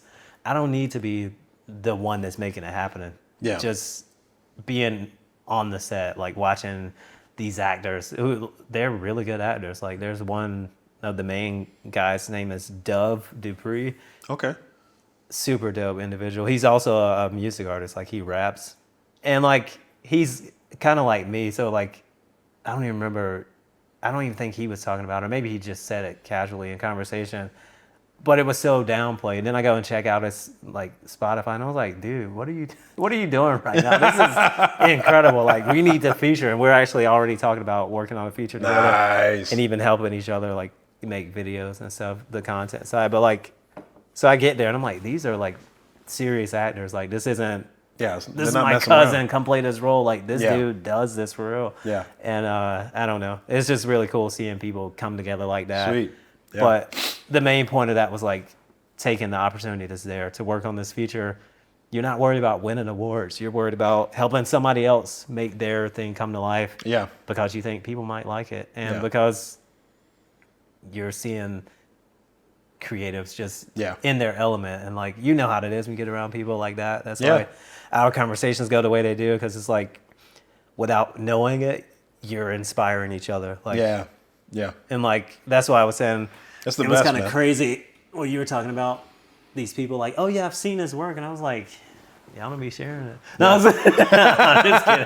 No, but I've seen his work, yeah, but you don't share it. oh man, What's up with that? yeah, for real. But yeah, it's I don't know, it's a great time to be a creative. Like even with, I'm just like I feel like I'm a walking anomaly because you know in the hip hop world, which I'm not just a hip hop music artist. Like strictly, but you know, I drop. You've heard some of the hip hop songs I man. drop, and like Bobby's got bops. I don't know if y'all are listening to Bobby like that. He's got bops. I be sliding sometimes. Yeah, man. No, but like in the the typical hip hop world, Sure, yeah. I'm 35. I shouldn't be rapping because I'm lame now. You can't like you can only rap if you're like You're a anywhere dad from- now, Yeah, Bob. if you're anywhere from like 13 to 25, Yeah. and then Yeah. after 25 you gotta like start doing You're a reggae good or father, something. Bob. Yeah, I know. You don't Nobody want to fit hear in about that realm anymore. No, but what's funny is what's the dude? Tobe Nwigwe. in Wigway, yeah. Yeah, he's he raps about stuff that I relate to because Yeah. I'm all about not to bring down the mood, but the world we live in is pretty jacked up. Yeah. And like For sure. I'm all about protecting just the youth, mostly my kids, but like Yeah. obviously if The any youth- of your family's in danger and I'm Yeah. there, The youth needs a shot. heads are getting busted. But like he's like so adamant about that when he raps, like Yeah. and it's not like he's not just always like, oh, gunplay, okay, but he's like, if it's about my kids, Yeah. that's serious. Like Yeah. I keep it on me because my kids are being protected, that sort of thing. Yeah. And I was like, I like that. It's not like vain gunplay, like, oh shoot, no, drop the nigga, drop. Like Yeah, it's yeah, not yeah. about like just being a menace. It's Yeah. like no, we're Like there's a purpose to my we're violence. protecting against Yeah. the menace that's out It's here. like Jordan Peterson. I don't just with most people, right? You don't share or 100% of their views, right? But there are certain things that stand out the most, right? Jordan Peterson gave his definition of a good man versus a nice man. He said you should never be a nice man. A nice man is basically a weak man. because you're trying to please everybody. Right, you're trying to People please everybody, right? But if you're a good man is a warrior that knows how to control his violence. I 100% agree with that. Be the man that will protect when he has to protect, destroy what he has to destroy for the good. Yeah. That's a good man, and that's what this day and age, as a father and a father that's present, you have to be a good man. Oh, yeah, and you have to 100%. know how to teach as a good man and to teach to future good men. Right? You've got a son as well, right? So Chance, you have to teach him how to become a good man. My boys, I've got 2 boys, and they're in the process of those teachings now. So you have to be dangerous and know how to control it. Oh, 100%. You know what I mean? And it's a sad reality, but it's reality whether you accept it or not. Yeah, I was telling you that yesterday when we were on the phone, like, looking at me, nobody's like, oh, he could slide somebody. Right, And like, yeah. that's, to me, it's a good thing. I don't want to be somebody that's like Yeah. intimidating. Like, as cool as it is to be Mike Tyson, For like, sure, people are yeah. like, I'm not going to say anything to you. Yeah. Stand under the radar is better to Yeah. me because, like, Yeah. you're usually not going to be anybody's first target and they're going to sleep on you. So it's like, Yeah. oh, yeah. No, you go right ahead, Yeah. but just know that Yeah. if you cross this line, there's a lot of fire on this side. 100%. 100%. Yeah. I. It's almost like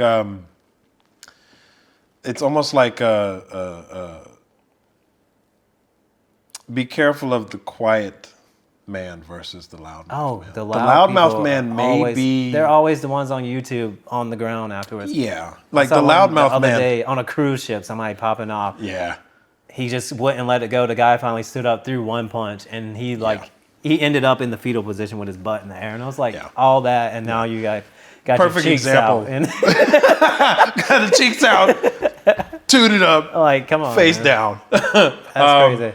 But the perfect example are usually bouncers versus drunk people.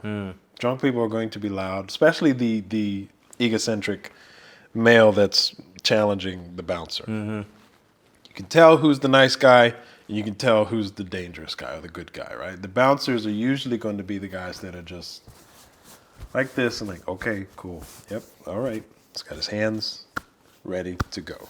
Right, that's a man. That's a good man because I'm trying not to, but I'm ready for danger. A nice man has his hands in it. A nice and cocky man has his hands in his Yes, pocket. the one's here, and he's the one that's doing this. Like, Yeah. what is that?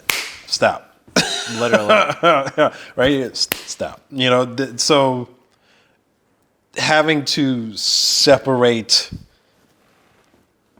the nice from the good is a challenge for a father, and you know. So you don't ever want to have to go there first You of all, don't but you want to also have don't to, want to you don't want your kids to see you have to go there Right, because you- they're like, you're like, who 100%. am I living with? Like, Yeah. And then, you know, I got a 10-year-old who is enormous. I love my son so much, Joey. He's enormous, but he's at that age now where he challenges me physically. Like he wants to see what I got. I have to tell him you're not ready. You're not ready for that yet, buddy. But we're working on that. So I get them up on the weekends, and they go to Taekwondo during the week, and I get them up on the weekends and say, you guys are gonna have an extra sparring day with me. So get ready, because I'm about to stretch you out. We about to get some work in. And by the end of it, they're looking at me. He's wrung my ears a few times. We used to spar. But you told me once that I had your ear ringing. I'm learning. So You caught me dead center. It was just a misjudgment of where I thought your head was going to be. I did one of these, and your fist said, "Bow!" I said, I did a Jackie Chan face. I'm like, oh.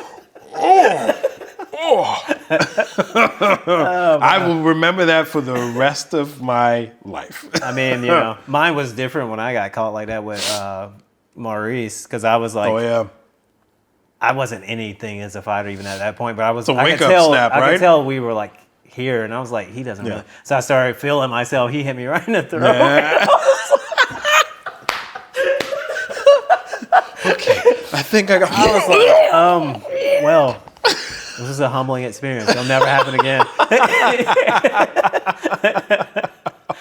But yeah, that's a defining moment. That shapes a nice to a good. That Yeah. shapes a nice man to a good man. Okay, I realize that if I'm going to do this, I need to be proficient, and I need to be ready to go the distance to save. If this is what I got to do, then if I've got to save, I need to go all the way. I need to be able to go all the way. Not just be like, oh, I don't even know what I'd be like if I had to be pushed out. Know what you know. Yeah. You should know what you're capable of and know how to bring it back. The old adage, you don't know who you are until you have to fight somebody. I'm going to add that further. You don't know who you are until you have to fight for your life. Yeah. If you've never been in that situation, I pray you never have to be, but you should know where you'll stop. Not where you think you'll stop, because you're wrong. You should know where you will stop, and then know how to keep yourself from that. That's what Bermuda did for me. And that's why I worked so hard with you. It's why I worked so hard with my boys. My boys are very nice kids. I need them to be good kids.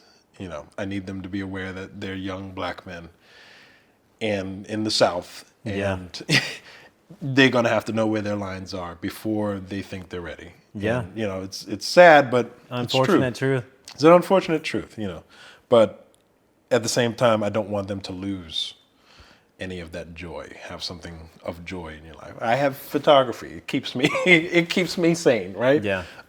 There was photography and writing. I'm a poet too, right? So those things would keep me in my realm of sane, keep me good, you know.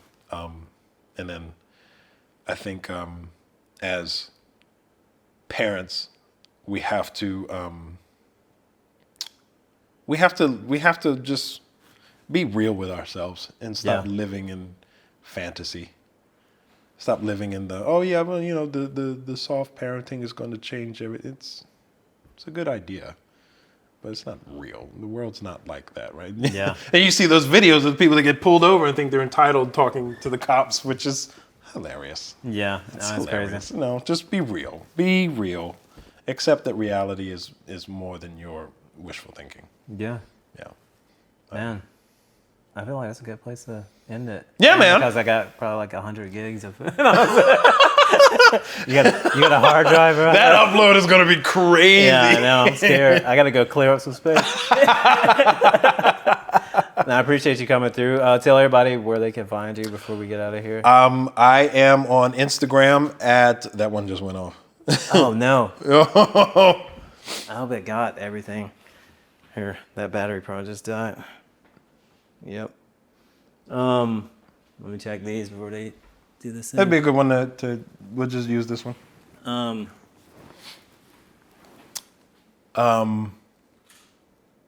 That's You crazy. can use my battery out of that. I hope I still, here, I got you.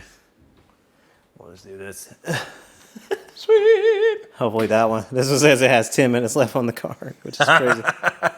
That's me. I yak a lot, man. Boom. Get that tilted down. All right, you can go ahead and tell them. Okay. I'm on Facebook at Joseph Brangman. I'm on Instagram at Joe Brangman. And at the I Complex, the letter I, so THEI Complex. YouTube channel, The I Complex. And I'm also on Instagram. My funny stuff is at Progeny Fitness for my coaching days, but I also do funny stuff on there too. And that's about it. What's your website? 'Cause that's most important. So I the know website, I know it's not. It's up under right now. construction right now, but it's joebrangmanphoto.com. Okay, cool. Yeah. Well, this has been an excellent conversation. We just lost our wide angle because I think my battery died, but Yeah. I appreciate you coming through. Absolutely, brother. It's been real. Yeah, This man. is, I don't know. We got a lot of clippable stuff. Yeah, which man. is Always my hope for these is like give you something you can post, but Yeah. also continue to just build everything because collaboration takes you far. I heard people at ASE say that. Speaking of, that's like a huge client that Brian put me on to. Sweet. We haven't solidified everything just yet, but I think it's going to be like massive and just another shout out to Brian. Yeah, man. But yeah, like just doing this kind of stuff, collaborating with people, I think is just the way to go because it takes you further faster. You don't feel alone and you don't feel so psychotic. Like, am I the only one that's just like is doing all this creative bull crap on my own? It's like, no, we're out here. There's some psychos out here, but like you seem what it can become. Like, Oh, yeah. the Harry Potter franchise. Like, if you just had an idea in your head, you'd be like, oh, people gonna think I'm a nerd. Look at how much money that has brought in, how much Right. revenue. Billions. That's still to Billions, this day. yeah. Crazy. But anyway, thank you for being here. Absolutely, brother. We got to do a talking head portion for the little photo thing we did. Yeah, man. The autism run or whatever. Yeah. I hope you got a picture of the Batman because I definitely want to voice that. But yeah. I do, actually. But yeah, this has again been the Unofficial Podcast. It doesn't exist, but it's here, right here on the Bobby Chapek channel. I would shamelessly plug everything else, but this is already long enough. Y'all got it. Until next time, be easy out there.